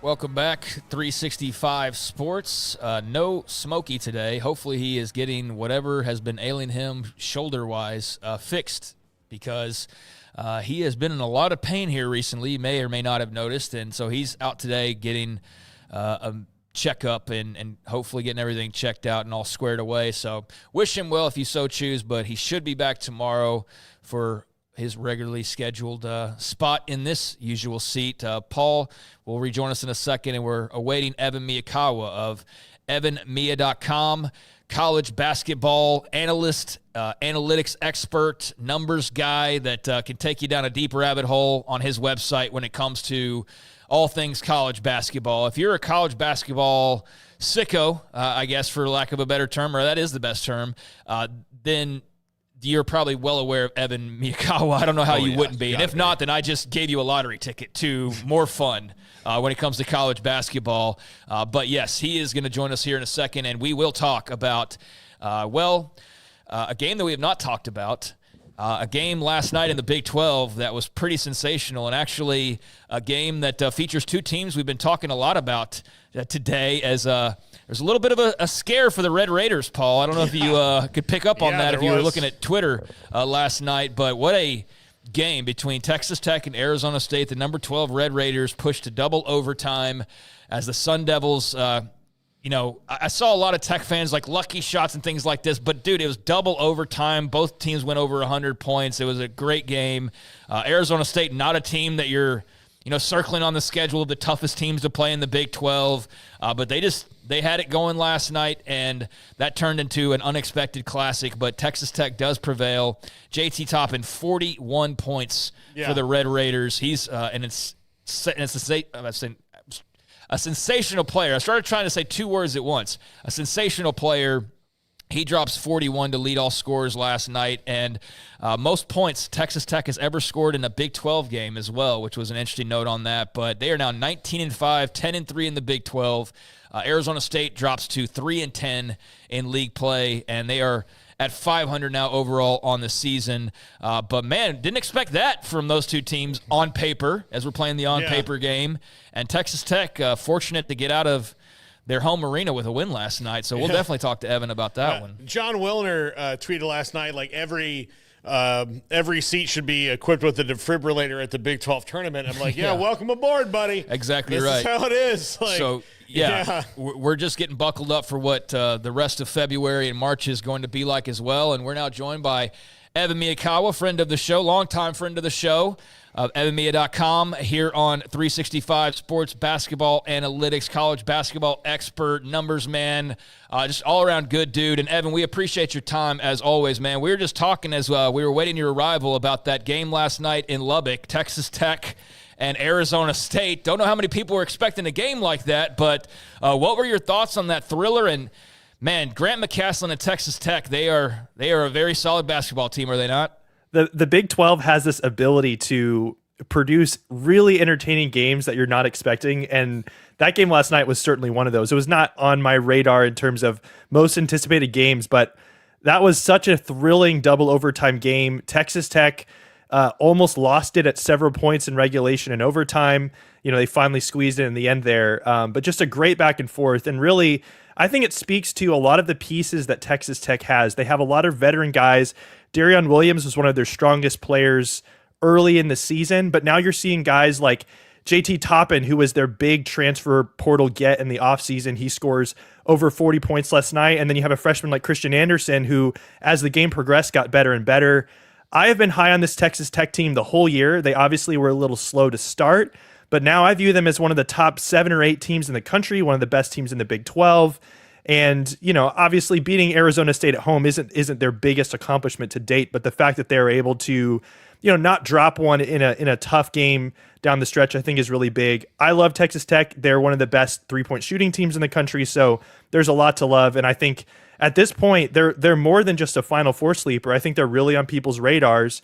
And because of the fact that they lost some games early in the season, they're going to be stronger than what their seed is going to represent in the tournament, and that's going to make them a popular pick by many to go further than what you might expect from someone on their seed line. Evan, can Baylor get it together fast enough with 4 guards? Well, really 6 guards and 1 power forward. I mean, that's what they're going to be playing is 6 guards and a power forward. It's dicey. I mean, I think we saw it in their last game where Norchad Omier has to stay out of foul trouble, because if he fouls out, you're basically left with nothing really that resembles a true front court player, and he's even undersized as he is. And so even if he is going to stay out of foul trouble, he has to be a lot more lenient defensively to not really challenge. And so that's really tough. And this team has not caught any breaks this year. Just as soon as they get a healthy roster, you have someone else get injured. So, at least their guards are back, but missing big Josh on the inside is certainly a problem. And so the nice thing is they still do have a couple weeks to kind of figure out what is their approach going to be. But it certainly does limit their ceiling, and there's just going to be games, especially against really strong front courts, where it's going to be pretty hard for them to mount a challenge there. So, the tough thing for Baylor is that, they're on the right side of the cut line right now. I think most people project them as an 8 or 9 seed based on their wins and losses. I have them in that territory as well. They do have some easier games on their schedule coming up. It's a lighter end to their schedule in Big 12 play, which is good. I think that's a good thing for them to be able to work out some of these kinks, but it also means they still have the potential to lose a game or two because of this front court issue if they can't get it figured out. So, Arizona is a bit of an anomaly to me because some nights they look great. And other nights they just, and I guess it's all on Caleb Love. Like, they kind of ride the wave of how hot he is. Can Arizona make a dent later on in the year, or is this a team that's just a little too spotty to rely on? I would be even higher on them if they hadn't lost one of their biggest pieces earlier in the year in Krivas, who is their starting center, and talked in amongst coaching circles on that team as potentially being their most important player this year. They've had other guys step up. Henry Visar has been awesome down the stretch for them as a big, and Toby Awaka has had some good games as well, the transfer from Tennessee. So I think this team, roster-wise, talent-wise, is one of the top 15 teams in the country, and they didn't really fulfill that earlier in the season. Similar to Texas Tech, it was a little bit dicey. They were at one point, I think, maybe 4-5, and for sure on the outside of the tournament picture. But they've had a great run of games in Big 12 play. I do think when you're ultimately relying on a guy like Caleb Love to win games for you down the stretch, you're probably a little bit limited, just because he's very hit or miss, and he'll take his shots and he'll make some and he'll miss some. We certainly saw his heroics, a couple weeks ago at home against Iowa State, where he hit that half court shot to take it to overtime, and then they end up winning that game. But I still believe a lot in this team. I think they're really balanced. I think they have a good offense. I think they have a good defense. I have them ranked 12th in the country right now in terms of how they're predicted to do going forward. So I do really like this team. I wouldn't put them in the top 3 or 4 teams in the Big 12. I think that belongs to Houston and Iowa State and Texas Tech, but I think they're right there outside of that group. And so they certainly have a lot of potential. I'm not sure how many teams in the country have lost 6 straight games to turn around and win 6 straight games, but Kansas State has done just that, gone from dead in the water to hottest team in the country. Evan, why have they been able to do that? What have been your thoughts, and what do you think about just now them with all this momentum moving forward? This is one of the biggest storylines in the sport right now. And part of it, too, is not just because we've not often seen or rarely ever seen teams who start this poorly like Kansas State and then turn it around in a conference like the Big 12. But the storylines about this team coming into the year were fascinating. Coleman Hawkins reportedly got more NIL money than any other player in the transfer portal, and Kansas State had one of the biggest war chests based on what people knew from public conversations in terms of what they offered their players, and Jerome Tang flipped almost his entire roster. And so for me personally, I thought they had a really high ceiling, but also a really low floor coming into this year. And we've ended up seeing both. We've seen how bad they can be. We've now seen also how good they can be. And so I think the thing that's cool is that Jerome Tang seems to always instill in his teams this big game mentality. When they're playing their toughest competition, they're always going to have an edge to them. That's what we're seeing in this last 6 or 7 games. And when you look at on my team metrics, there's a metric I track called opponent strength adjustment, which looks at how much better do you play against the top teams on your schedule versus the worst teams. And Kansas State is one of the top teams in the country at playing up to competition. So when they play some of the best teams on their schedule, they are up for it. When they play some of the worst teams on their schedule, they can often kind of play down to competition and not win as convincingly as they should, or drop bunnies that they shouldn't. But now that we're in the thick of Big 12 play and they've got hard matchups every single day, I think that bodes well for them. And I certainly hope they continue it, because it's really fun to watch. So the SEC is ridiculously dominant. They are very good. Auburn, Alabama, Florida, Tennessee, all crazy, crazy good. That's not to mention that A&M is good. Kentucky is good. Pretty much most of the league good. Texas is probably a better team than most in the country, but they're on the cusp of watching their bubble burst in the next week if they don't really get it together. Yeah. Do you think so? I mean, am I right on that one? Yeah, I think Texas, just in terms of their wins and losses, has a lot of work to do.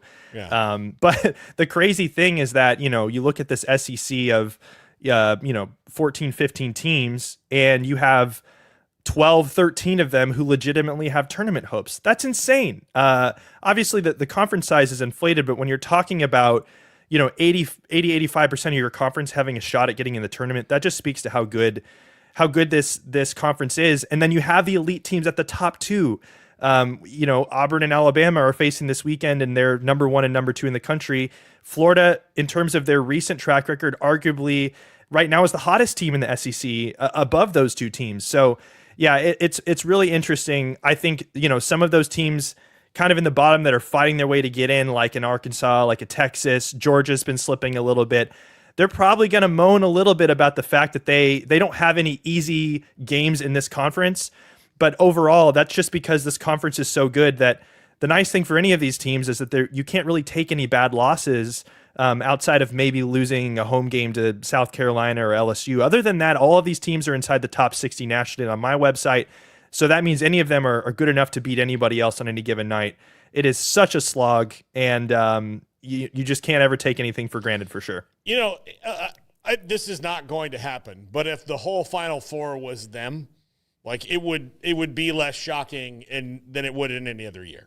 Oh, yeah, absolutely. I don't think that's going to happen. But if we're talking about even getting 3 SEC teams in the Final Four, I think it's more likely than we've ever seen. Obviously, the tournament can be weird, and we could go into the tournament with the SEC having 3 of the 4 number 1 seeds and a couple 2s, 3s, and 4s, and then get to the Final Four, and it's like 2 ACC teams, a Big Ten team, and a Big East team. That's just kind of how the tournament goes. But certainly, if any conference could get 3 teams in the Final Four, if not 4, again, not likely, but this would be the year for the SEC to do it. Go ahead. Yeah, let me ask real quick while we're on the topic of the SEC. Just how much anticipation do you have for Auburn, Alabama coming up? And, I mean, we know just the history with those two anyways, but you add in 1, 2 historical perspectives and all of that. What are your thoughts on that matchup? I mean, this is the best game we're probably going to see this season in terms of on paper. And the fun thing about it, too, is you just have all of these storylines galore. I learned recently that this is the best matchup or the best ranked that Auburn and Alabama have been at the same time in any sport. We're including football in that. They've never been ranked 1, 2 in any other sport. This is certainly the best matchup that they've ever had against each other in basketball. Neither of them have ever matched up against each other even as top 10 teams before. And of course they're bitter rivals. It's great. And the other thing too is that both of these teams have incredible offenses. Auburn has the top offense in the country. Alabama has the second best offense. So not only is this going to be an elite matchup, it should be a really fun one. The projected score that I have for this game is both teams getting over 85 points. So we're expecting a barn burner, and obviously the crowd's going to be in it. So there's really not anything that you can knock on this matchup for having all the hype. It's going to be great. Yeah, Evan, how for real is St. John's? Oh, I think they're very for real. And I think the thing about St. John's that's a little bit interesting about them is they have some of the stereotypical things you'll see with an elite Rick Pitino team. Defensively, they are outstanding. I have them number 3 in the country in defensive rating per my website. They grind you. They force you to do things that you don't want to do. Their offense is a bit lacking, and when you look at some of the common trends you'll see in good offenses these days, they're not good at shooting the 3. Their field goal percentages across the board aren't great, but they make up for that in other ways, and defensively, they are just going to assert themselves. And so, I have them 15th right now in the country, so that's not quite in the top group of teams, but it's certainly a team that has Final Four potential. We've not been saying that about St. John's in a long time. And then when you have a coach like Rick Pitino at the helm, obviously he's as experienced as anybody. He's one of the best coaches in the country. And the way that he has turned this roster around in just a year or two has been pretty remarkable. He's gotten guys that fit exactly what he wants to do. And they really seem to be playing well on the big stages. And so I think they're legit. Can you run some numbers for me on who Florida State should hire as their basketball coach? I want to know. Look, it's probably going to be Luke Laux, who's in the NBA right now, or Sam Cassell. I was kind of hoping for Will Wade, but they haven't put me in charge yet, Evan. You got to give Dan Hurley a call. Okay. Yeah, let me go from a basketball powerhouse to a place where they play in the Donald L. Tucker Civic Center. Like, there's still a big door that they have to put in for the truck pulls there. So, yeah, I'm sure he's going to love that. I'm sure he's going to love that. Evan Miakawa, evanmia.com, MIYA. Please go to it. If you're a basketball fan, this is the place you got to go. He has got numbers and analytics all over the site. Evan, thanks a lot. Appreciate it. Thank you, guys. This was great. All right. Talk to you soon, Evan. When we come back, Craig Smoak's Off the Radar, which I promise not to hijack when he talks about Alex Bregman. I promise. You might need to, because I don't know how much off the radar there is. Okay. I might stretch Alex Bregman into the entire segment. I won't, but I might, so stay tuned. All right, that's coming up next. Alan Samuels House of Travel is a full-service travel agency with highly experienced travel consultants plus support staff with over a combined 150 years in the travel business. They are ready to take care of any travel situation for you, your family, and your business, and with the kind of knowledge to complete a seamless itinerary trip start to finish. They will search for the best deal to accommodate your budget from air to cars, ship to shore, hotel, and even meeting space. Name a destination and they've been there. They know the places to go, and international and missionary travel is one of their unique specialties. Alan Samuels House of Travel, celebrating 50 years in business. Call Connie, Sherry, Linda, or Bambi at 254-776-2560 or find them on Facebook or at houseoftravelwaco.com.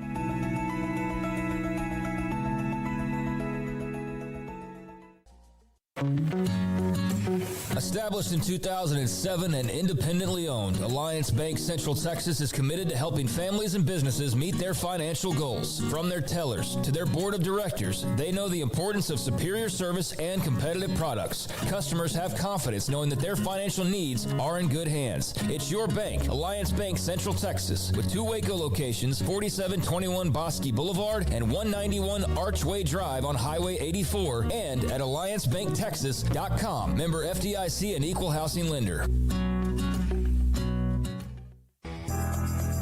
Riverbend Liquor and Wine now has 2 locations to serve you. The original on Lakeshore Drive in North 19th Street and the brand new spot in downtown Waco at 600 Franklin Avenue. If you're looking for the best in craft beers or local Texas bourbons, then the original is the place to be. And for the latest trends and online phenomenons, head downtown to the Franklin location. Either way, you're going to get the same great variety, customer service, and speedy experience. Check out both locations on their Facebook and Instagram pages. Riverbend Liquor and Wine, Lakeshore Drive in North 19th Street, and now downtown on Franklin Avenue.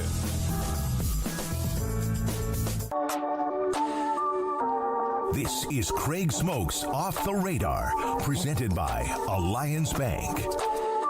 They take pride in making banking easy. AllianceBankTexas.com.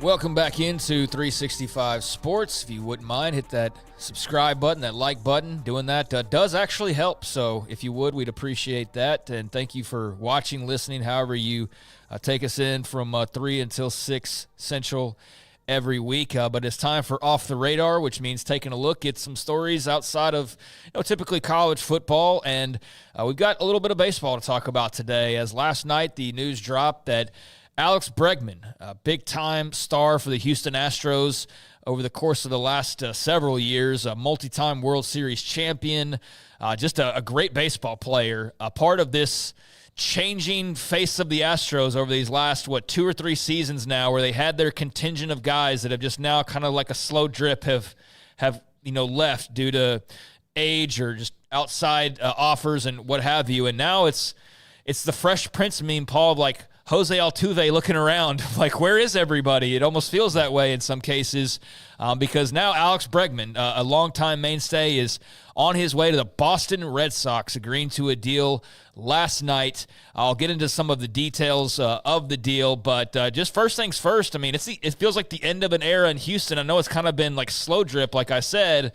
As long as Altuve's there, it still feels like the same old Astros, but I know there's a lot of Astros fans that are bummed out. They were hoping that maybe there'd be a life raft and Alex Bregman could find his way back, but the writing was sort of on the wall. With Verlander gone and Tucker gone, and Correa, Carlos Correa, like all that, the heart of it. Now they have Altuve, they have Yordan Alvarez, stud. But they also have now, what's the rotation going to be? Like, who's the anchor of the rotation truly? What's the, is Josh Hader going to be better this year? Like, all these, they've got more questions than answers on the Astros than they have in a very long time. But things come to an end. They come to an end. And what I'm curious to see is, this has been 2 different ownership groups that built this Astros team, like from Drayton McClain and then to Jim Crane, that built that dynasty, different general managers that have done it. So now that you're in this era of, maybe, Do they go make a trade for Nolan Arenado? But they already have Isaac Paredes, so he would have to move to second base. That would mean that Jose Altuve, who's volunteered to play left field, will play left field. Just kind of a weird situation there in Houston right now. Yeah, and Arenado's still up in the air, I guess, as far as his long-term future in St. Louis and all of that. So, yeah, but, I mean, it's the end of the Bregman era in Houston, and they have had others recently who are a big staple, big main piece of their World Series championships, and he certainly was one of them that have now been moving on. And so he's the latest, and it is thanks to a 3-year, $120 million deal, so $40 million annually for Bregman up in Beantown, $10 million more per year than other teams were offering, according to the ESPN report that I read. He also has a couple of opt-outs. There's deferred money, so there's some details. It's not just straight $40 million, 3 years in a row, and that's it. He can opt out after each year. So this could be a 1-year deal with him, and he decides to opt out. But I don't think it's going to be. No, I don't either. Because he's not going to get 45 next year. That's probably not going to happen unless he hits 60 home runs, which he's not. A 60 home run guy. That's not where he is, no. No, but he's an excellent fielder. How about these numbers? So everything was pointing towards him going to play with A.J. Hinch in Detroit. Comerica Park, 702 career OPS. In Boston, this is why I love this. And look, I knew this because I've watched him slay the Red Sox every time he goes into Boston.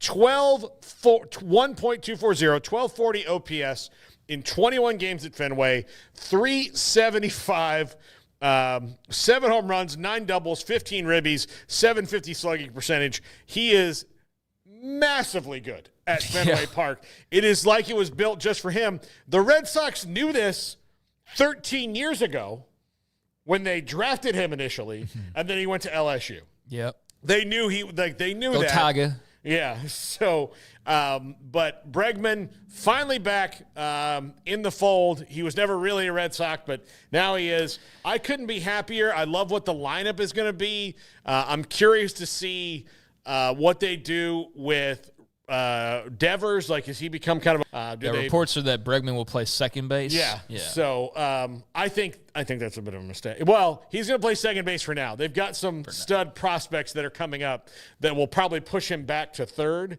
and then Devers to the DH role, and they'll do whatever with Yoshida. But they've got some stud prospects coming up. But they actually have a lineup that I look at now and go, oh, okay. If those guys are healthy, Duran, Bregman, Devers, Casas, on down the line, they're scary now. Like I wouldn't want to face that lineup. It's a lot of good hitters, and then with they finally look like they're resetting. Plus the rotation, Garrett Crochet and Walker Buehler joining that staff to go along with Brian Bello and some of the guys they have. I think this is a Red Sox team that will finally contend again after 6 years in the desert.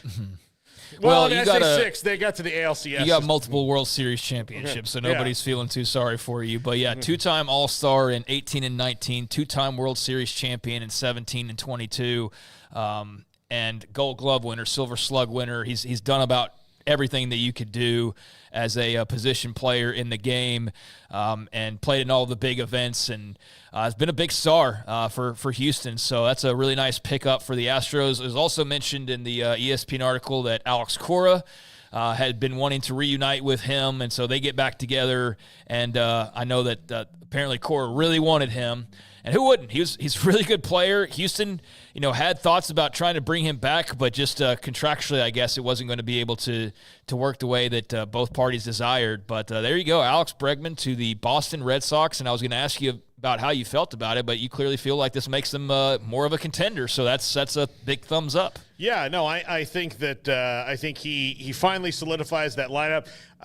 Look, Trevor Story is going to play shortstop, and if he can play a whole year, then that'll be great. He hasn't done that yet, but I really like that he adds like legitimate protection for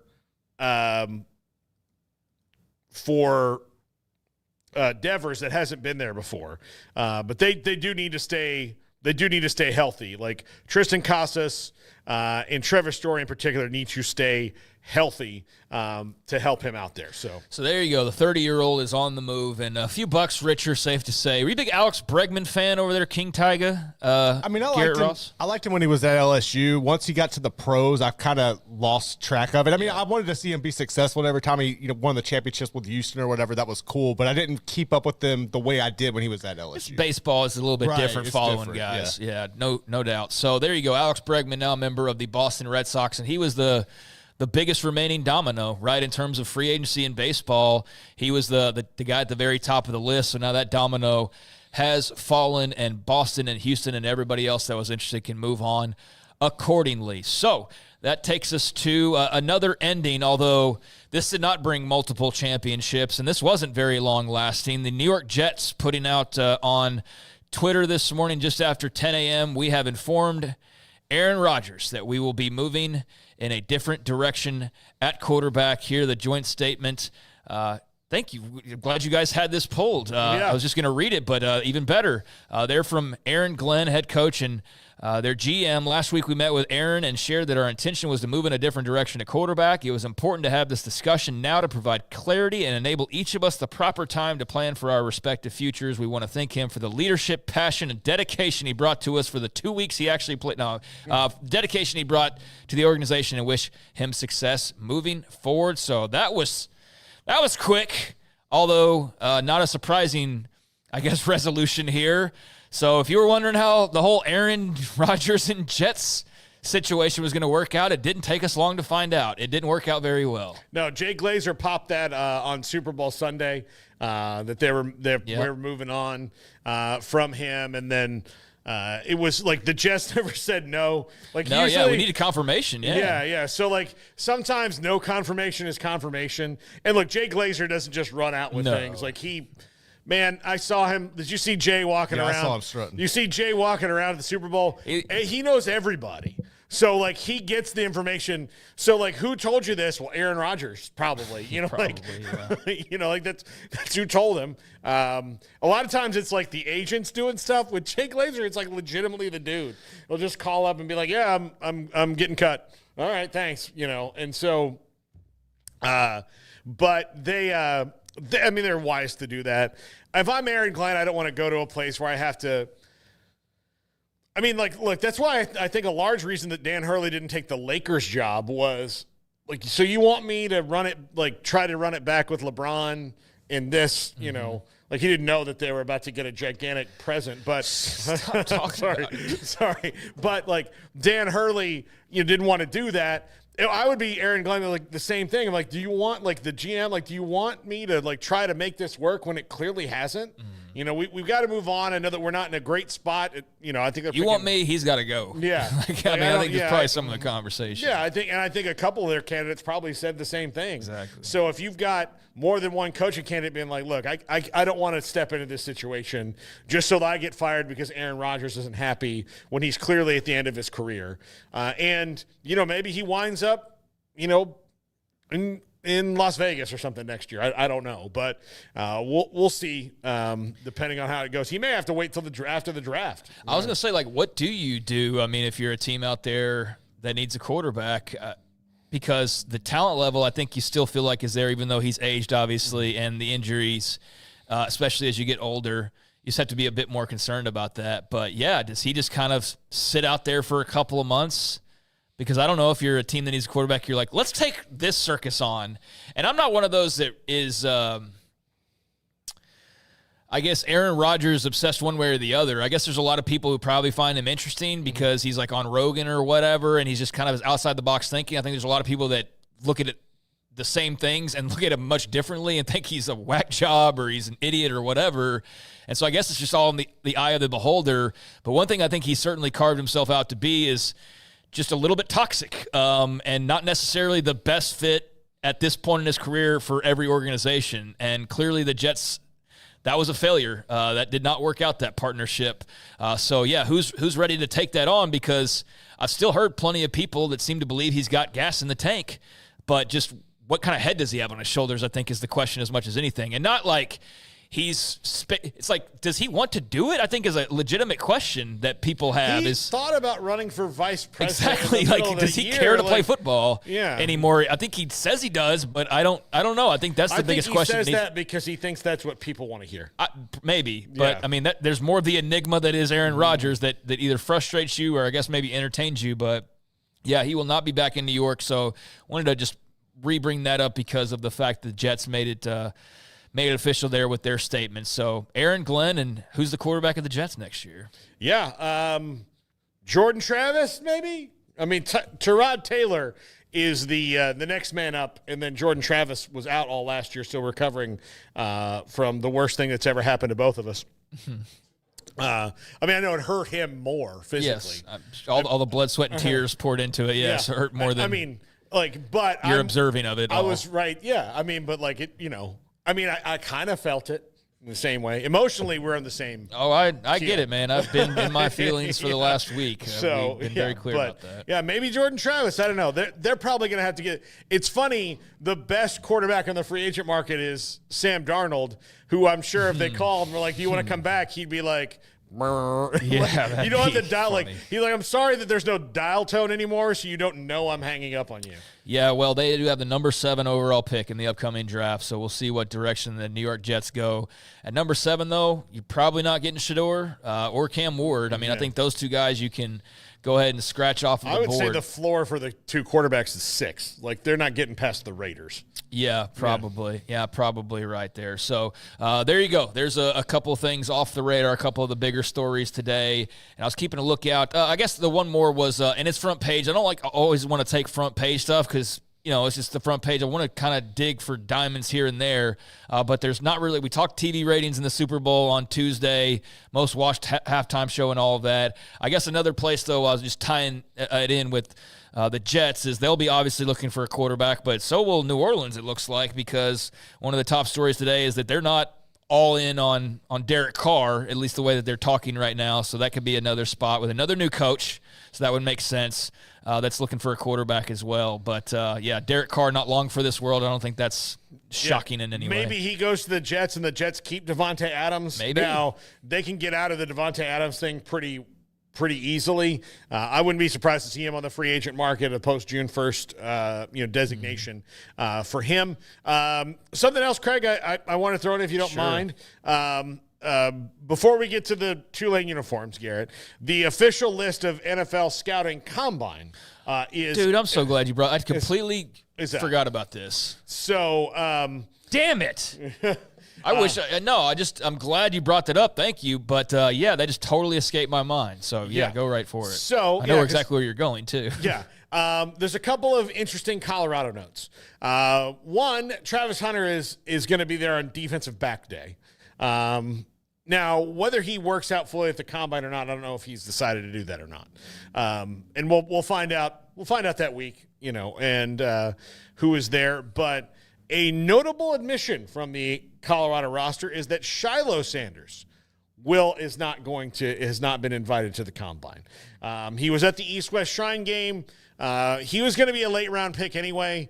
He was a liability. I'm going to be honest with you. He was. Yeah. I mean, you watch the games, and it showed it. Like, he'd be out of the game because he had targeting, and all of a sudden the defense was playing better. I mean, there were definitely times that happened during last season. So, if anybody wants to play the are they going?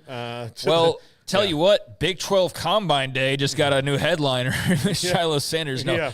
I think that will be interesting, though, because the Big 12, I don't know if they're going to do another conference combine. I think it worked out pretty well for them last year. Yeah. It didn't seem like it was too much of an effort to get it off the ground. I mean, it's better than pro days, I'll tell you that. It's way better than a pro. It's way better than having, like, Lou Smith have to travel in and come to Manhattan and then go to Ames and then go to Waco and then go to Fort Worth. Yeah. The other thing that they do at pro days, and I don't mean this like if I was in their position, I would do it too, but you have to sit through the workouts of guys that they're going to be like, well, some guys who are very clearly not playing football past college. Yeah. Like today's the last day you're doing football related activity. Right. Yeah. So there's that. But yeah, I mean, maybe tomorrow we can take a bit of a deeper look on the actual list of the combine invites. I mean, all the guys who are expected to get drafted are invited. So that's interesting on Shiloh that he was not invited, but it's who you'd imagine, Taj Brooks and Shedeur Sanders and Travis Hunter and Corey Kiner and all these big-time players from the league will be there. But I do think if the Big 12 does decide to do a combine again, then that would be logical to have Shiloh there, and then, any other number of guys like there were last year that want to show up. I think that was a quality event. I do think it was better just saying we're in an NFL facility that is first class on every level. There's a hotel attached. We're in the biggest, most booming city in northern Texas, and maybe in like one of them in America, in Frisco right now, is just exploding. Yeah. So it's a good spot. It's easy to get to for everybody. All the teams get to go sit in the stands at an NFL facility in Dallas, Texas, basically, and just get especially 16 teams. Like, that's 16 trips.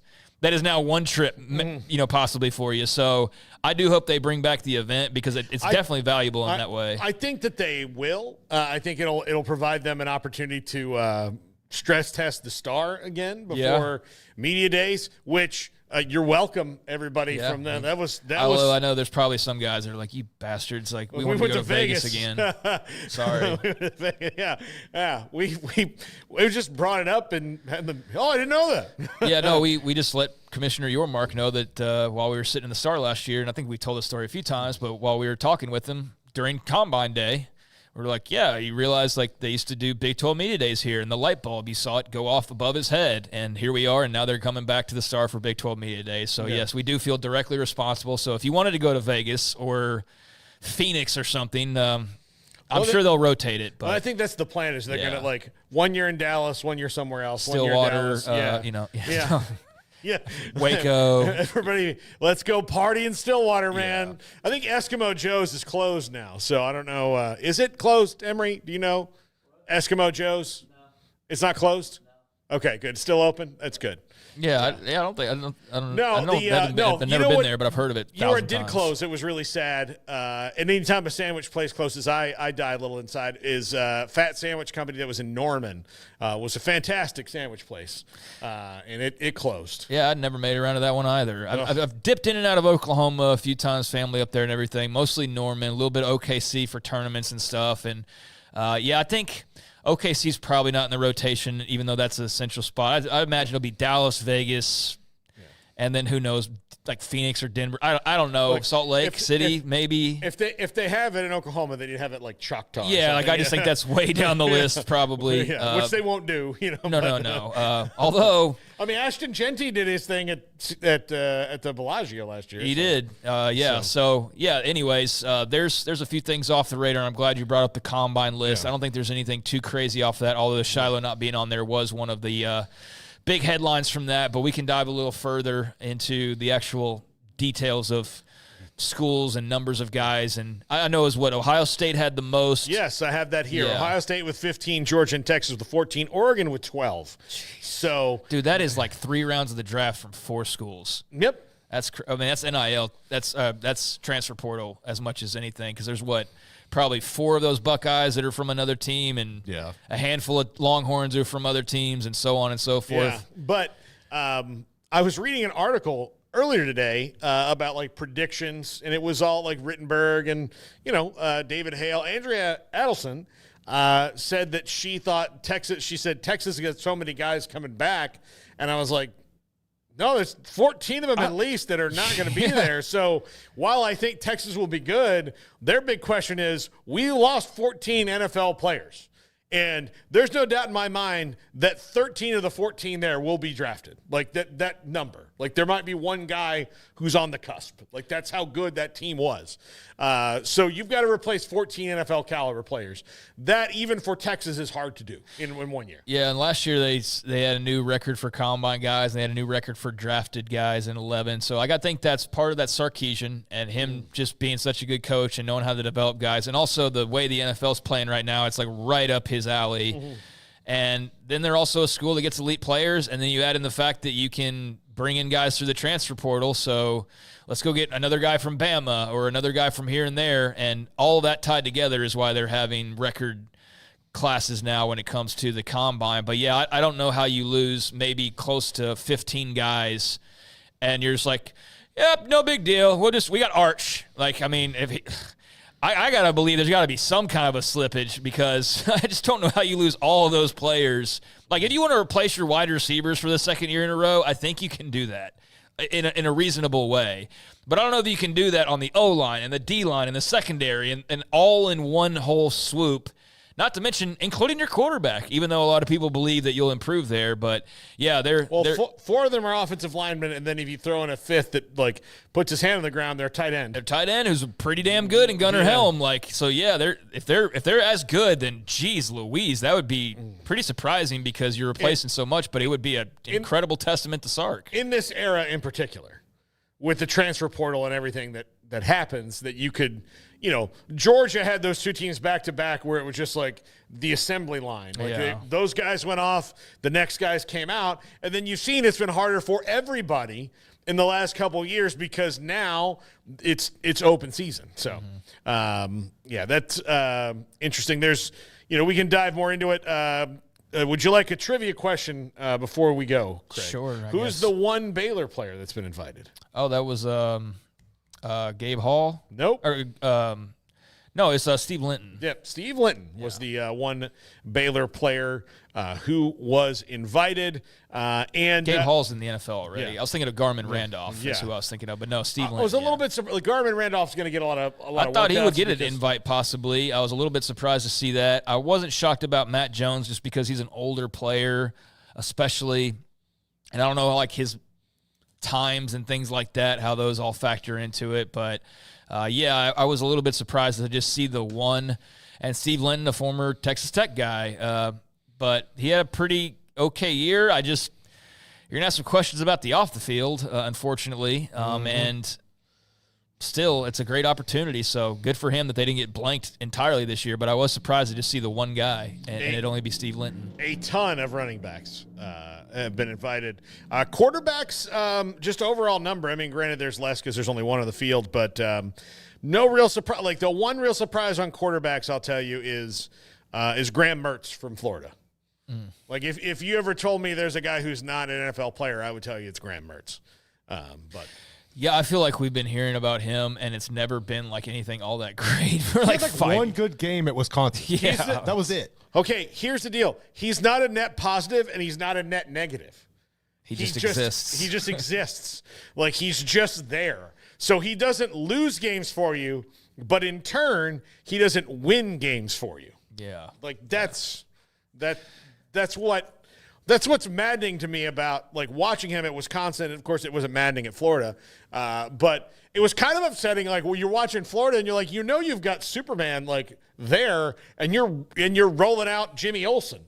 Like, look, he's just a photographer, man. Like, let's go. Yeah. That's a little bit of a head scratcher, but you don't know how guys evaluate differently going to the pros. It's just a totally different ball game sometimes, and how a player is looked at and their intangibles and whatnot. But yeah, we can dive a little bit deeper. I mean, Colorado definitely has their fair share of guys. And then the running backs, I think, are the real highlight for the Big 12 in particular this year. You got a boatload of those guys that are going off. I mean, what do we have coming up before Nicky Colin here? Anything? Because I got him in front of me. We got Mickey Spagnola here. Oh, okay. Well, then shoot, let's get out of here. I'll talk about the Combine and the Big 12 specifically, and maybe other notes tomorrow then. All right, Mickey Spagnola, DallasCowboys.com is next. This is 365 Sports. It's Truck Month at Allen Samuels in Waco. Right now, drive home a 2025 Ram 1500, Laramie Crew Cab, or a Ram Lone Star Crew Cab, both with massive $14,000 off MSRP. Looking for unbeatable value? Drive home in a Ram 1500 Tradesman Quad Cab, starting at just $35,995. Or upgrade to a Tradesman Crew Cab for only $37,995. These deals won't last long. Hurry into Allen Samuels today. Come by. Let's be friends. Automatic Chef is your local vending, office coffee, and micro market provider, delivering outstanding service to break rooms all over Central Texas for over 50 years. Automatic Chef brings the best products to your location at the best prices. With hundreds of choices in fresh food, coffee, snacks, and drinks, let Automatic Chef tailor a break room solution to your needs. Make break time great again with Automatic Chef. Automatic Chef Canteen, 6900 Imperial Drive in Waco, or online online at automaticchef.com.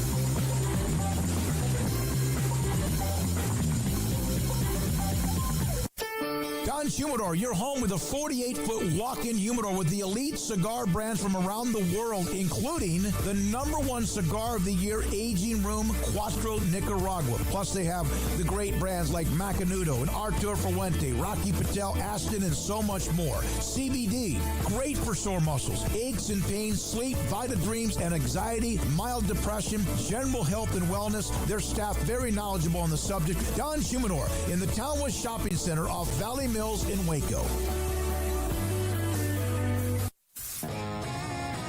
Want to send a message to the show? Jump in the Rudy's Country Store and Barbecue chat room. Welcome back. Mickey Spagnola, DallasCowboys.com with us here. And Mickey, the staff is done. It's full. And the Cowboys have not had this kind of full staff makeover. I guess Lunda Wells is the only one that's back, right? Outside of Brian Schottenheimer. Yeah. But this is interesting. Like, I am intrigued by this staff because he did not retread anything. Like, there's not, he didn't get a guy who's been in the league for 45 years at most positions. He went in the college ranks. It was a very creative approach to it. I would say, maybe I'm exaggerating here, but this is the most like start from the jump coaching staff the Cowboys might have had since Jimmy Johnson, right? Well, Parcells, maybe, I guess. I think they rebuilt McCarthy's staff. Okay, yeah. If you think about it. But again, when you're putting a staff together, guys have to be available. You don't get to just have pot luck and just say, okay, I'm going to take this guy. They got to be out of a contract. So, it's a fairly new staff. And I was interested in how it seemed to have an offensive line flavor to the offensive staff. Schottenheimer, when he's been a coordinator, has done a pretty good job calling plays and running the football.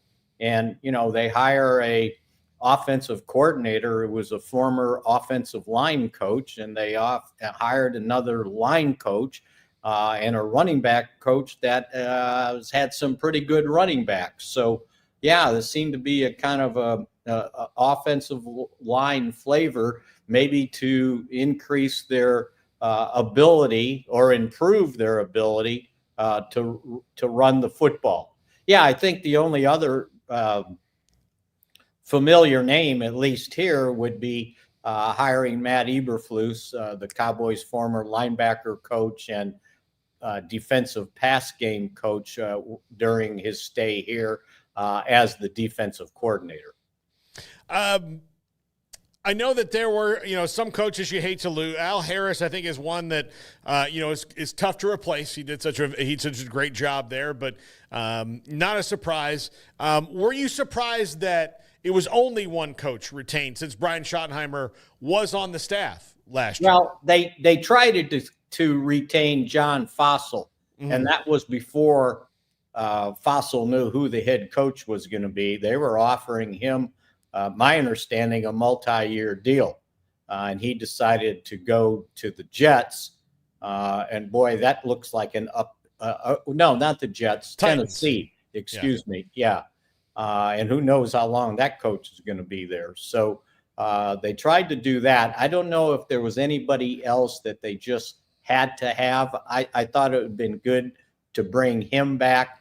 But there were other coaches that it looked like, it's probably time to move on from. And the fact that they brought some guys in from the college ranks, I think that gives a sense of energy. Also, a fact that you got younger, too. Younger at the head coaching position, younger at the defensive coordinator, younger at the offensive coordinator. So they did get I think, an average of 10 years younger from the staff that previous had been here. And sometimes, it's a good thing. It's a good thing to have new people, because now, and think about it, these players that are going to still be here kind of have to reprove themselves. And I think if anybody out there has ever played at any sort of level, and anytime you got around a new coach, you probably tried a little harder because you didn't take for granted that they were going to like you. So it might bring a sense of energy to this team when they get back here together doing off-season things. Yeah, Matt Eberflus at defensive coordinator. Now, I know his time as a head coach, especially when it came to close games, was littered with mistakes. But when he was the defensive coordinator in Indianapolis, he was very well thought of.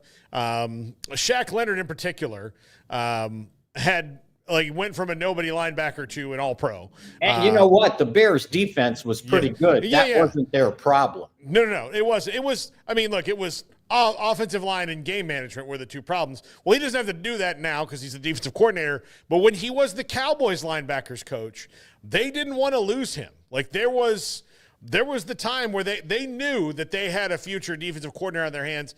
Eventually, he went to the Colts and then on to the Bears. But he's very well thought of as a defensive mind. And he's really happy to be here. I ran into him the other day, and it was good to see him. And I think it'll be good that he went through the coordinator deal once, and then as the head coach, to have him with his communication now to the entire defense, and just not the linebackers. And, that linebacker core needs to be put back together and quickly. So he'll have his hands full because there's not many guys on hand here.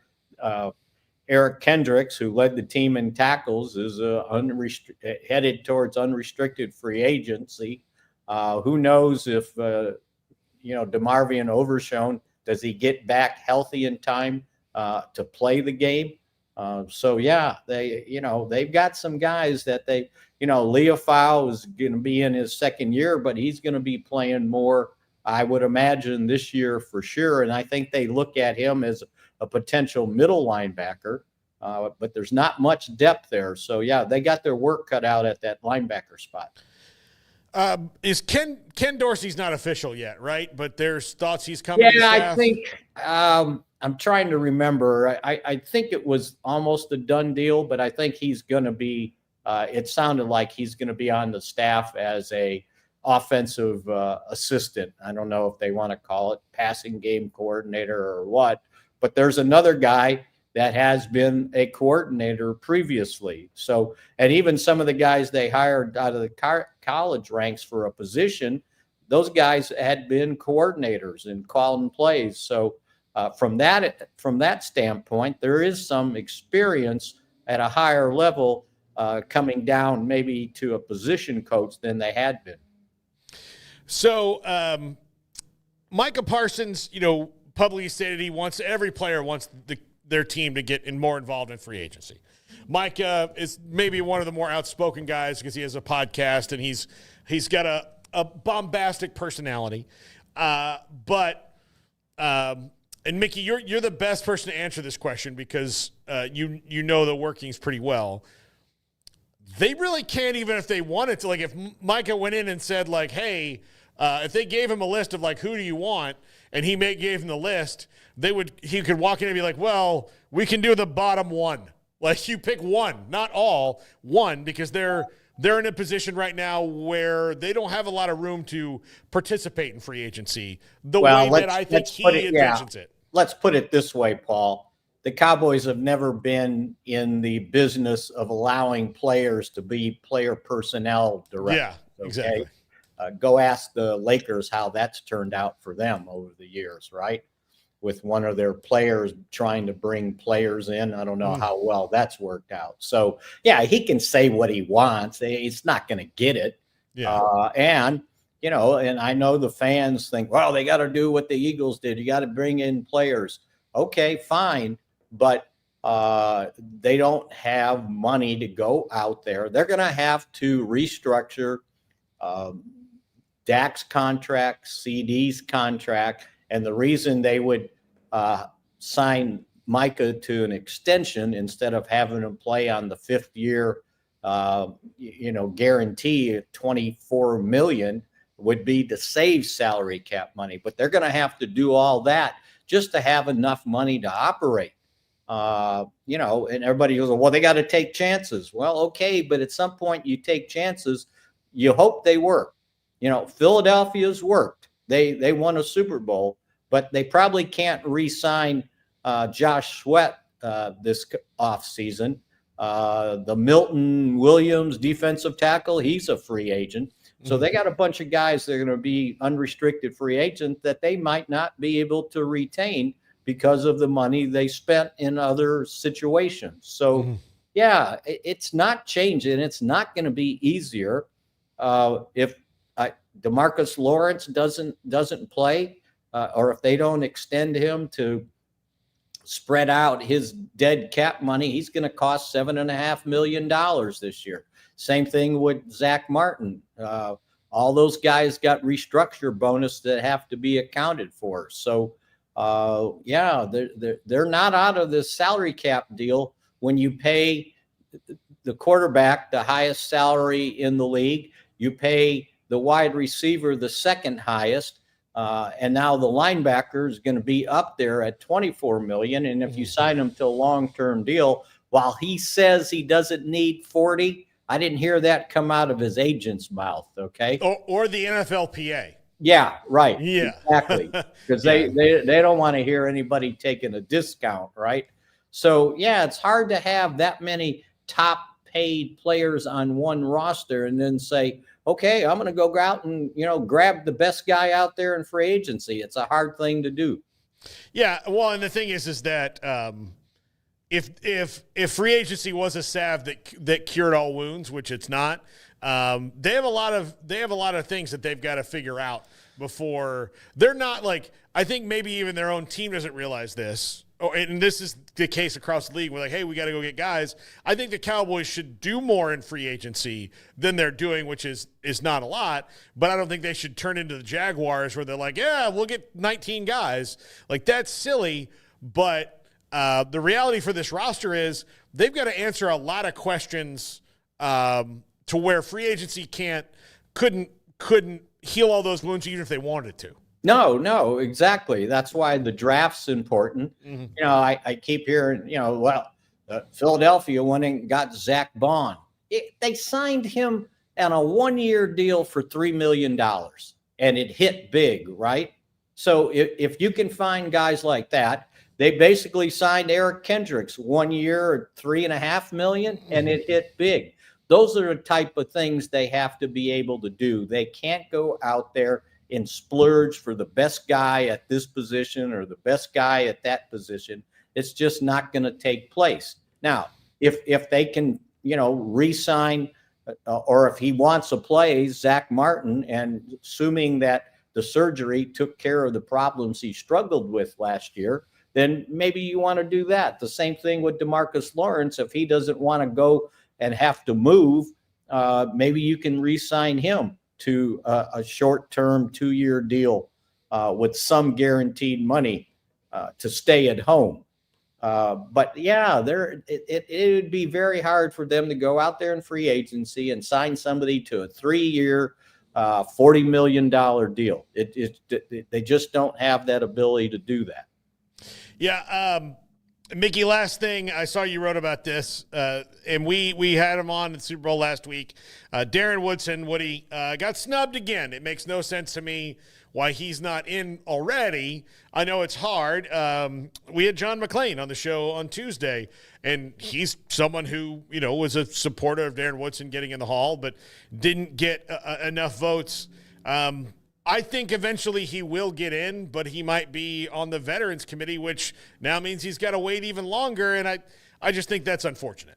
Yeah, and the really thing that hurt, what I wrote about, is, they had the ability to select 5 modern-day era players in the class of 2025. Only 3 guys got 80% approval votes to make it. So there was 2 open spots. So I can't sit here and say, well, Woody didn't make it because he didn't, somebody else got in the way. There were 2 open spots. The other thing they did differently is when they got to 15 in previous years, they would cut to 10 and they would cut to 5. And then everybody would vote. And all 5 guys could make it if everybody voted for them, at least at 80%, right? Well, this year, they cut to 10, and then they cut to 7. And then they changed how that was going to take place. And it was like, now we want you to rank out of these 7, your top 5 guys. And if everybody, and then we're going to compare if those guys end up getting 80% of the votes. And they came up short. So they might have to rethink that top 7 to the top 5. And the other thing is, the other 4 guys that didn't make the cut out of the top 7, they're automatically in the top 15 next year. And then you've got guys next year coming in. You know, when you keep pushing guys down the road, Drew Brees, he's probably a first ballot Hall of Famer, right? Frank Gore, Larry Fitzgerald. You know, there's 3 guys right there. Now you're halfway through the 15. So, yeah, there was an opportunity to get him in here, and it just doesn't make sense, especially when I look at safeties like John Lynch and Steve Atwater that got voted into the Pro Football Hall of Fame, seriously, compared to what Woody's done. You know, everybody wants to talk about the quarterbacks. Well, this guy's won 2 Super Bowls. He's got to be in the Pro Football Hall of Fame. Well, Woody won 3 Super Bowls, right? And of the 8 guys in the Cowboys' history that are in the Pro Football Hall of Fame, the only one that has won as many as 3 Super Bowls on the defensive side, 8 defensive guys, is Charles Haley. That's it. So he had a lot to do with that 92, 93, 94, 95 teams, and it just seems to get overlooked. And my other,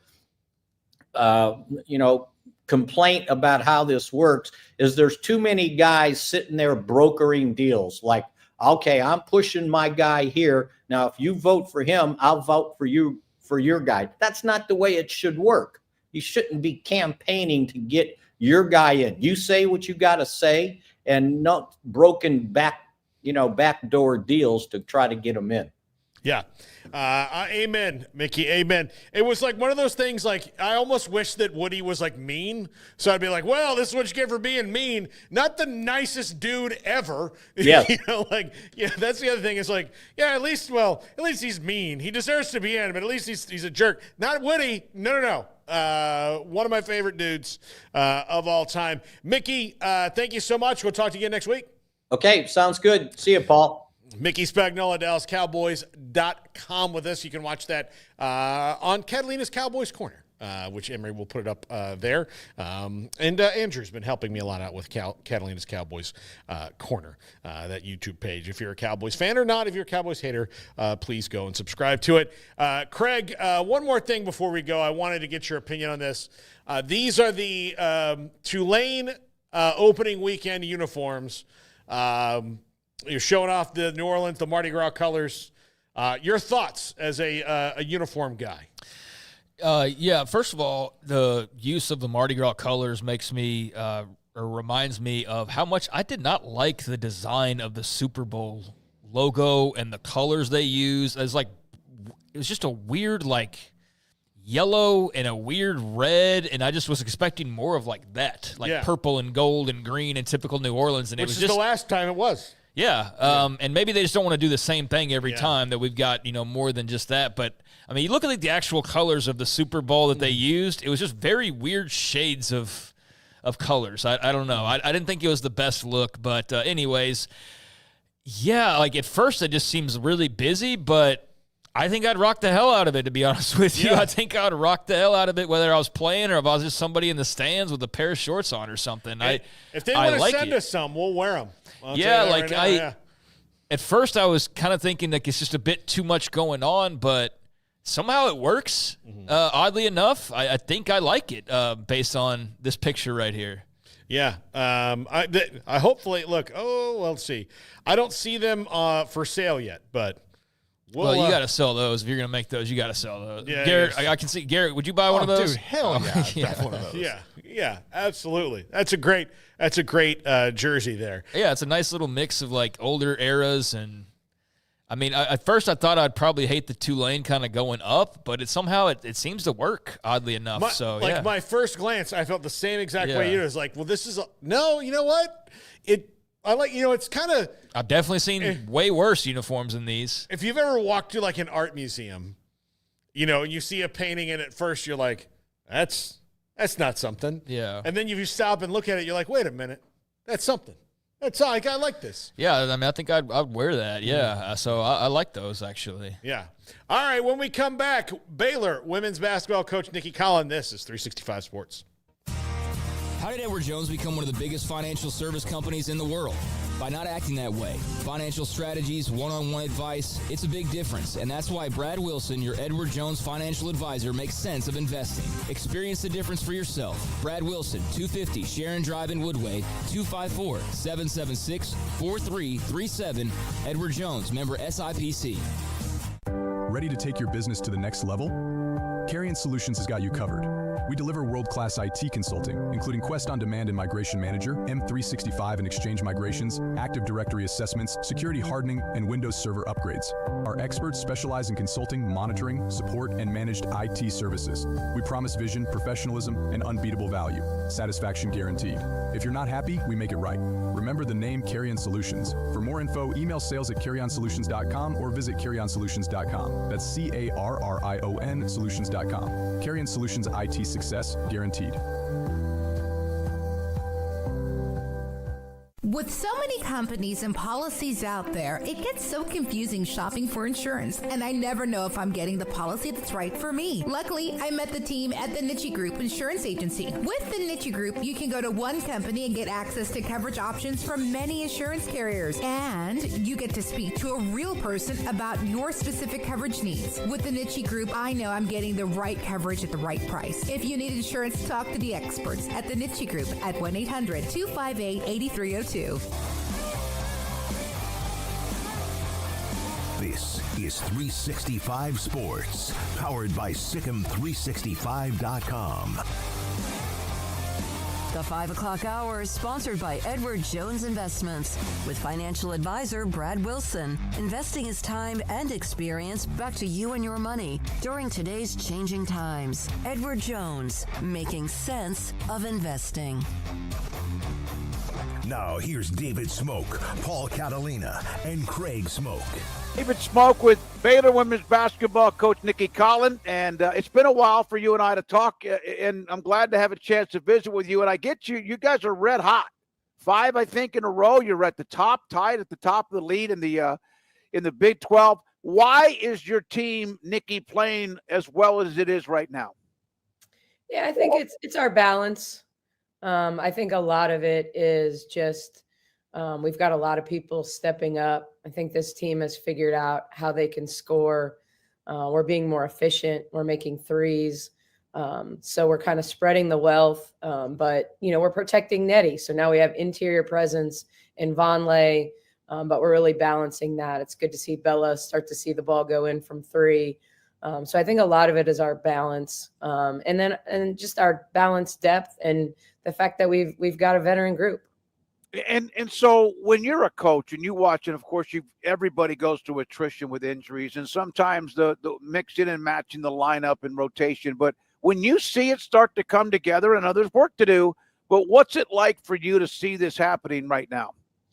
Well, honestly, I think that the way we play, the way I teach, we tend to always be better in February and March than we are at the beginning of the season. We run complex stuff, and there are times when it takes a while for it to come together. And I think when you have the pieces that we have, when you add a center that needs touches in the low post after you've had 2 years where you really didn't play through a post player, It takes time to figure it all out for an Aaliyah Matharu to like get in the mix and really understand her place. But it does feel good. I mean, it's what you're always working for. Teams that peak too early, that's not what we want. As good as we were, and maybe we did peak a little bit too early last year, going on the road and winning at Texas and starting 14-0. But I also think that team regrouped and was playing well in February and March when it counted. And so I think that's what you're always working for as a coach. You use the first few months to figure out, what are we really good at? You think you're going to be good at certain things, but it takes time. It takes time even in conference play when you start to play really good teams all the time to figure out, how are we going to be successful night in and night out at both ends of the floor? Like, what are we going to hang our hat on defensively? And, what's going to stand out offensively for us? And so I think that's the best part, is you start to see it come together with, okay, this is how we score. This is how we can score against zone. This is how we score against man. But I think, it's taken time to get there. What is it like? I mean, you mentioned the interior game because of what Bonnelly brings to the table. Had a massive game against West Virginia, and just having that presence inside with everybody else that people know a little bit more about them, but what she's doing for you. Yeah, I mean, there's been a little up and down. I think that, and a lot of that is on her, figuring out, how to dominate all the time. Like, dominating all the time is a mindset, and it's not so much a skill thing. Erinette has the skill set to dominate against anyone on every possession, but learning to score when she's facing taller people, learning to play out of double teams. The beauty of our team is she doesn't get doubled very often, because who are you going to leave? You're going to give Sarah 3. Bugs is going to cut to the rim, leads the Big 12 in offensive rebounding. Jada's shooting it well from 3 this year. You bring in Yaya and Aaliyah. I think right now Yaya is like going to be unanimous 6th player of the year, because of how consistent she's been for us this year. So I think for her, it's just wanting the ball, really demanding the ball all the time. The way West Virginia played, they give you a lot of space to work. And so we took advantage of that matchup all night long, no matter who they had on her or how they shifted their zone. But it's a nice thing to be able to say, okay, we're facing a team with a lot of athletic guards, and we can just throw the ball in the low post and let her go one-on-one. And then there's other games where we have more advantage on the perimeter, but it's about having the ability to have that advantage consistently. That's been really good for this program. What you mentioned, Yaya is the 6th man of the year when all that comes out, but you also, Sarah is like, I wanted to say this, and I said this would not be fair. Like, she's Methuselah for you guys. She's been around forever, and she's the veteran. And of course, what you guys have going with Walker, and it's the way you responded to the injury early that could have been devastating. How much better are you than you thought you could be at this time, considering? Yeah, I think losing Jana was a really big blow. A bigger blow than the national media is going to understand, because no one was in our gym in September and October. And the way she was playing, leading up to her injury, like she was going to get starter type minutes off the bench. Sometimes, we're never in control. We know that. But being able to pick up Aaliyah Matharu when we did, and all these questions about when is it going to happen? When is she, it's not easy to walk into a program in December as good as she is and figure out where your place is. And I think her role keeps growing. She's starting to figure out, how to play within our system. I think West Virginia, for both her and Yaya was really the exception rather than the norm. That was a game that for me as a coach, I stuck with those starters through thick and thin because of the press and the pressure and the moment. But I think this team has thrived off of seeing Aaliyah be someone that can go make shots, of Yaya making shots, of, like whoever's turn it is when Sarah's struggling. I mean, Sarah started the game at West Virginia with a turnover, a missed defensive assignment, And, we can pull her in those moments, and we can go to our bench and let her reset, and get into her if we need to, and then put her back in. And so that's been a luxury, that no one, we don't have to go and keep playing to someone who's struggling. And so I think this team, we got a lot of basketball in front of us. When we look at how we have to finish, and our goal being to win a conference championship, but we got to go through the top of the league to do it, and so, we're kind of past that part of our schedule, where we're probably going to win games by 30. And so right now it's about, are we doing a good job in preparation? Is our scouting report D good? Do we really know our personnel? Because when you play the Kansas States, and we're going to have to play TCU again, and Colorado has played well. They had a couple injuries this week that have, put them, in a little bit of a hole. But it's not going to get easier, on this way to trying to win this conference championship. Bigger goals, obviously, but right now with a 3-way tie at 11-2, did you? I know you expect you and your team to be good, but are they? Well, you're peaking at the right time, as you mentioned. But 11-2, you're tied at the top, and as you mentioned, some of the games you have, plus K-State, TCU later on, pretty good position, right? With the way you're playing and the health and the momentum. Yeah, we're in a good position. There's no question. But I also think, I've said it before, when you look at a 3-way tie and then 2 teams, 1 game out of first, and, our losses being to TCU and Oklahoma State, we control our destiny more with TCU than obviously Oklahoma State. But you've got a lot of teams that are within a game of being in the position that they want to be. So do I feel good about being in first today? Yes. Did I think we could be in first today going into this season? Yes. Certainly, looking at TCU's roster, looking at the veteran K-State roster and the teams that were picked to be right there. I mean, it was, K-State was picked to win it. Iowa State was picked second. So, and we still have to play Iowa State. And so because of that, I like the position we're in. I just know that, 2 wins and you can drop from, first to 7th right now. Yep. And so there's just a lot is going to happen in these last 3 weeks of the regular season. So not taking anything for granted. Texas Tech was tied with TCU at TCU, a week ago. They were in a close matchup with K-State for a half. They've struggled to finish, and their record indicates that.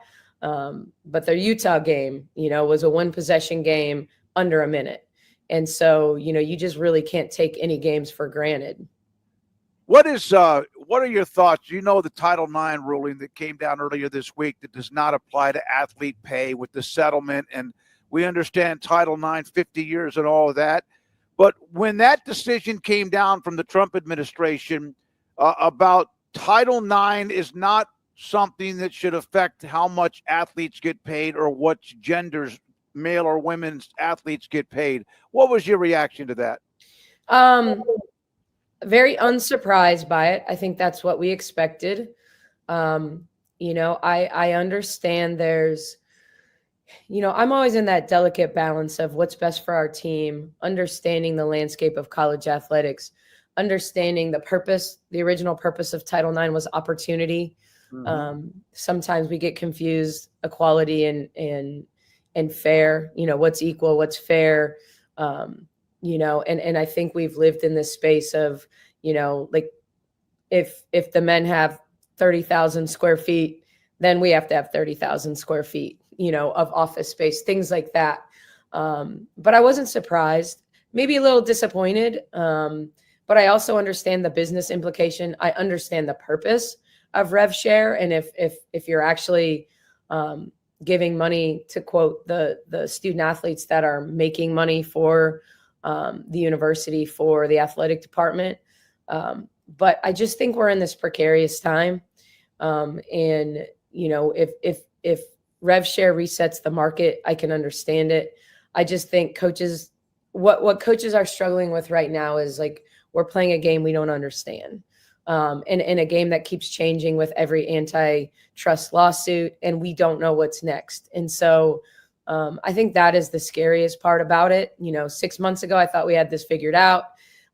Then rev share comes in, and then, there just seems to always be something down the pipe. And, is this sustainable? Is this model sustainable? Can we live in this space? I just know for Baylor women's basketball, I want us to be able to compete. I want us to be able to compete with everyone in this country, because I think Mac has supported us that way. Linda has supported us that way. And so from that perspective, how is all this going to change? And I think that's what we're still trying to figure out. Men and women's sports, that's another decision that's come down recently. And, I have my opinion. What is yours? Yeah, I don't. I think from a political landscape, I usually sit this one out. Right. I think it's, I think there are a lot of sides to this part of it. And I just know that, it's a unique time in our country. I think sometimes we have these hot button topics. But in this one, I feel like I need to understand it better to really say. I think I want fairness in sport. I want women to have opportunity. What that definition is, I tend to stay in my lane on that one. Yeah. And I get what you're saying. It's that because there's always blowback, no matter even if you truly, this is what you believe, and you would never say anything if you didn't, but there's blowback. There's this immediate, oh my God. And I, for one, don't think men should participate in women's sports, and I'm on record as saying that, but I just was curious about that, because and you're right. It's seemed like some of these things should be fundamental, but they're fragile. It's like, I don't know if that's the right word. Well, and I don't think that one size fits all. And I don't think every situation is the same. And, and so I want there to be fairness in sport. I also have a sensitivity, to the underrepresented communities. And so, that's kind of me in a nutshell. That's my personality. That's I don't feel like necessarily there's one answer is always the right answer. And I just don't think it's as simple as, men and women's sports. I don't know that it's that simple, or that we can always boil it down to that. But I definitely think it's a sensitive topic. Yep. One more thing. You opened up the show. You were drinking a double espresso. Is that right? Yeah. And now, how many will you have today? Is that one or five or one of five?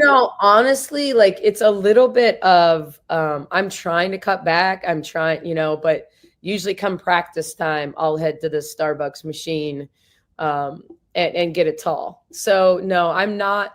Now, I will say this: last night I had, a recruiting call and then wanting to break Texas Tech down. So, I have an at-home espresso machine. So I had one last night just to kind of keep me in that mode of rolling through. So, it might be on average of 5 cups a day. I don't know. I like to say sometimes it's only 3, but I know that if it's an Americano, but it's a double. And then before you know it, I don't know what it all adds up to. It's just at this time of year, yep. Where coaches are on fumes, it's like we're adrenaline junkies anyway. So that's normal, but there's no question that this time of year, when you're in this grind, we just came out of 4 games in 8 days and, 2 of those on the road and short turnaround. And so, yesterday was our first day off in a really long time. So, it became the hair, nail, and then prepare day. Well, and you got 2 road games coming up back to back, Texas Tech and Lubbock, and then Colorado as well, and a huge win against West Virginia, which obviously was a monstrous win for you, top 25 win too. I can't imagine the fumes of travel and all the things that you juggle, plus the fact you got a basketball team. Nikki, thank you very much for your time. We appreciate it. Have a great day and good luck this week in Lubbock. Thank you. Nikki Colin, Baylor women's basketball coach, with me on 365 Sports. Check out my go-to polo from Flag and Anthem. It's everything you want in a golf polo, but you can wear it at a dinner, to a barbecue, whatever your plans are. It's extremely soft, super comfortable. Check it out, flagandanthem.com. If your business is like most, you need things done quickly.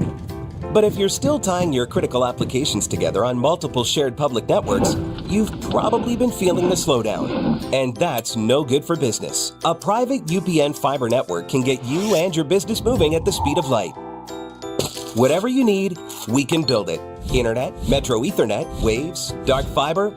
We deliver custom private networks and are focused on business customers only. Our next generation 100% fiber optic infrastructure offers you low latency and ultra scalable bandwidth with speeds up to 100 gigabit to run your critical applications. Your connection won't be limiting your performance anymore. It's diverse and scalable, so it can grow and change as your business grows and changes. And with a secure carrier-grade private network, you'll have all the reliability you need. Contact UPN today to learn more. Fast just got faster.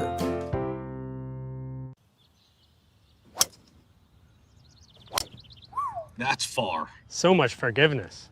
Wait, did you say forgiveness like far or forgiveness like forgiveness? Forgiveness. Forgiveness.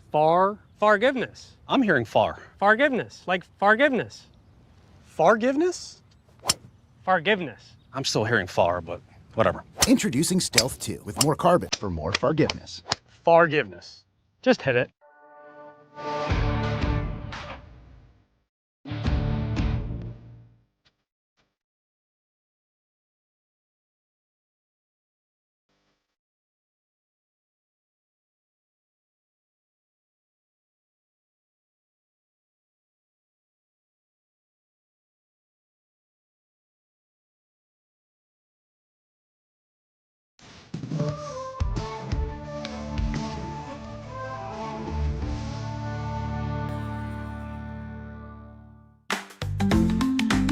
Get ready for epic savings at Best Buy. Right now, you can save up to $700 on select Alienware and Dell gaming products. Perfect for leveling up your gaming experience. Plus, grab the latest Android Google Pixel at an unbeatable price. Don't miss these incredible deals. Shop now at bestbuy.com and upgrade your tech today.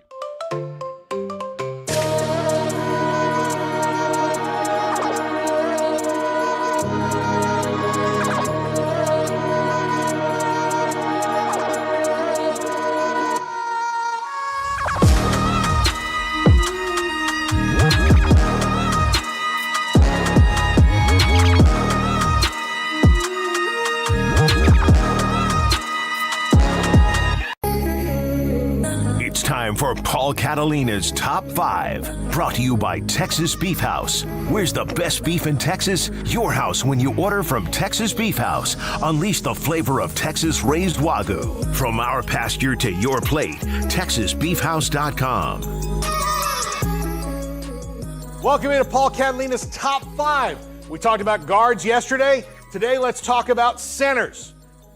Number 5, Drew Kendall from Boston College.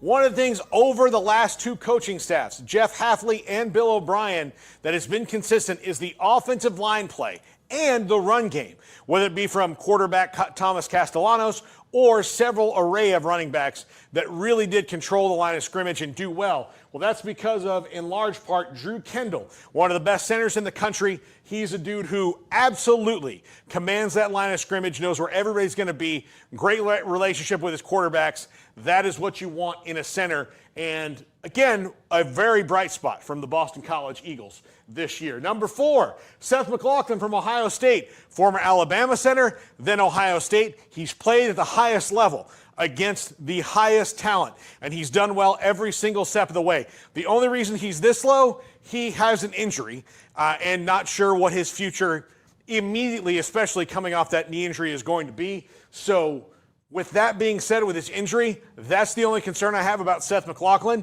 If not for that, he might be my number 1 rated center because he's played at the highest levels for Bama and for Ohio State. He has played against the best talent, and he's won every step of the way. This is a guy you want on your squad just because of that. Number 3, Jared Wilson from Georgia. Plug-and-play starter, day 1 at center, no doubt in my mind.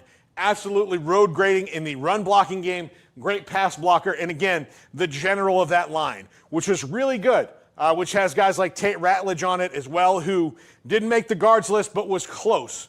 They had a really good offensive line led by this guy right here, Jared Wilson. Number 2, Jake Majors from Texas. Not the very best offensive lineman on that line. That would be Kelvin Banks. Maybe not the second best. That's probably Cameron Williams. Probably the third best is Jake Majors. But that's not a drop-off. It's like 1, then you go to 2, and then you go to 3. Dominated at center for the last few years. Helped reestablish the Texas run game, which had been kind of spotty. He's blocked 4 running backs like Bijan Robinson and others. Jake Majors is absolutely a starter in the NFL. He is going to work out very well for whoever gets him. Led that offensive line as well. Worked through quarterbacks, different quarterbacks, no matter what happened to Quinn Ewers. He was there ready to go, a leader and someone you want on your squad. Number 1, from North Dakota State University, Gray Zabel. Played on the outside at North Dakota State, but going to slide into center in the pros. Maybe play a little bit of guard, but he is an interior offensive lineman and a center, and will be a good one at that. His Senior Bowl, his postseason, it was fantastic. He is showing off the charts in every kind of measurable category.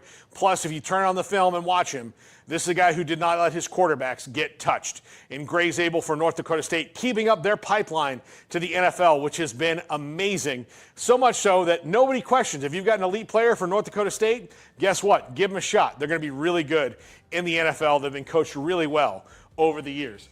Gray Zabel, number 1 center. Keep an eye out for him. That's going to do it for centers. Tomorrow, we switch sides of the ball and talk defense. This is 365 Sports. That's the end of the show, as long as Smokey lets us all leave.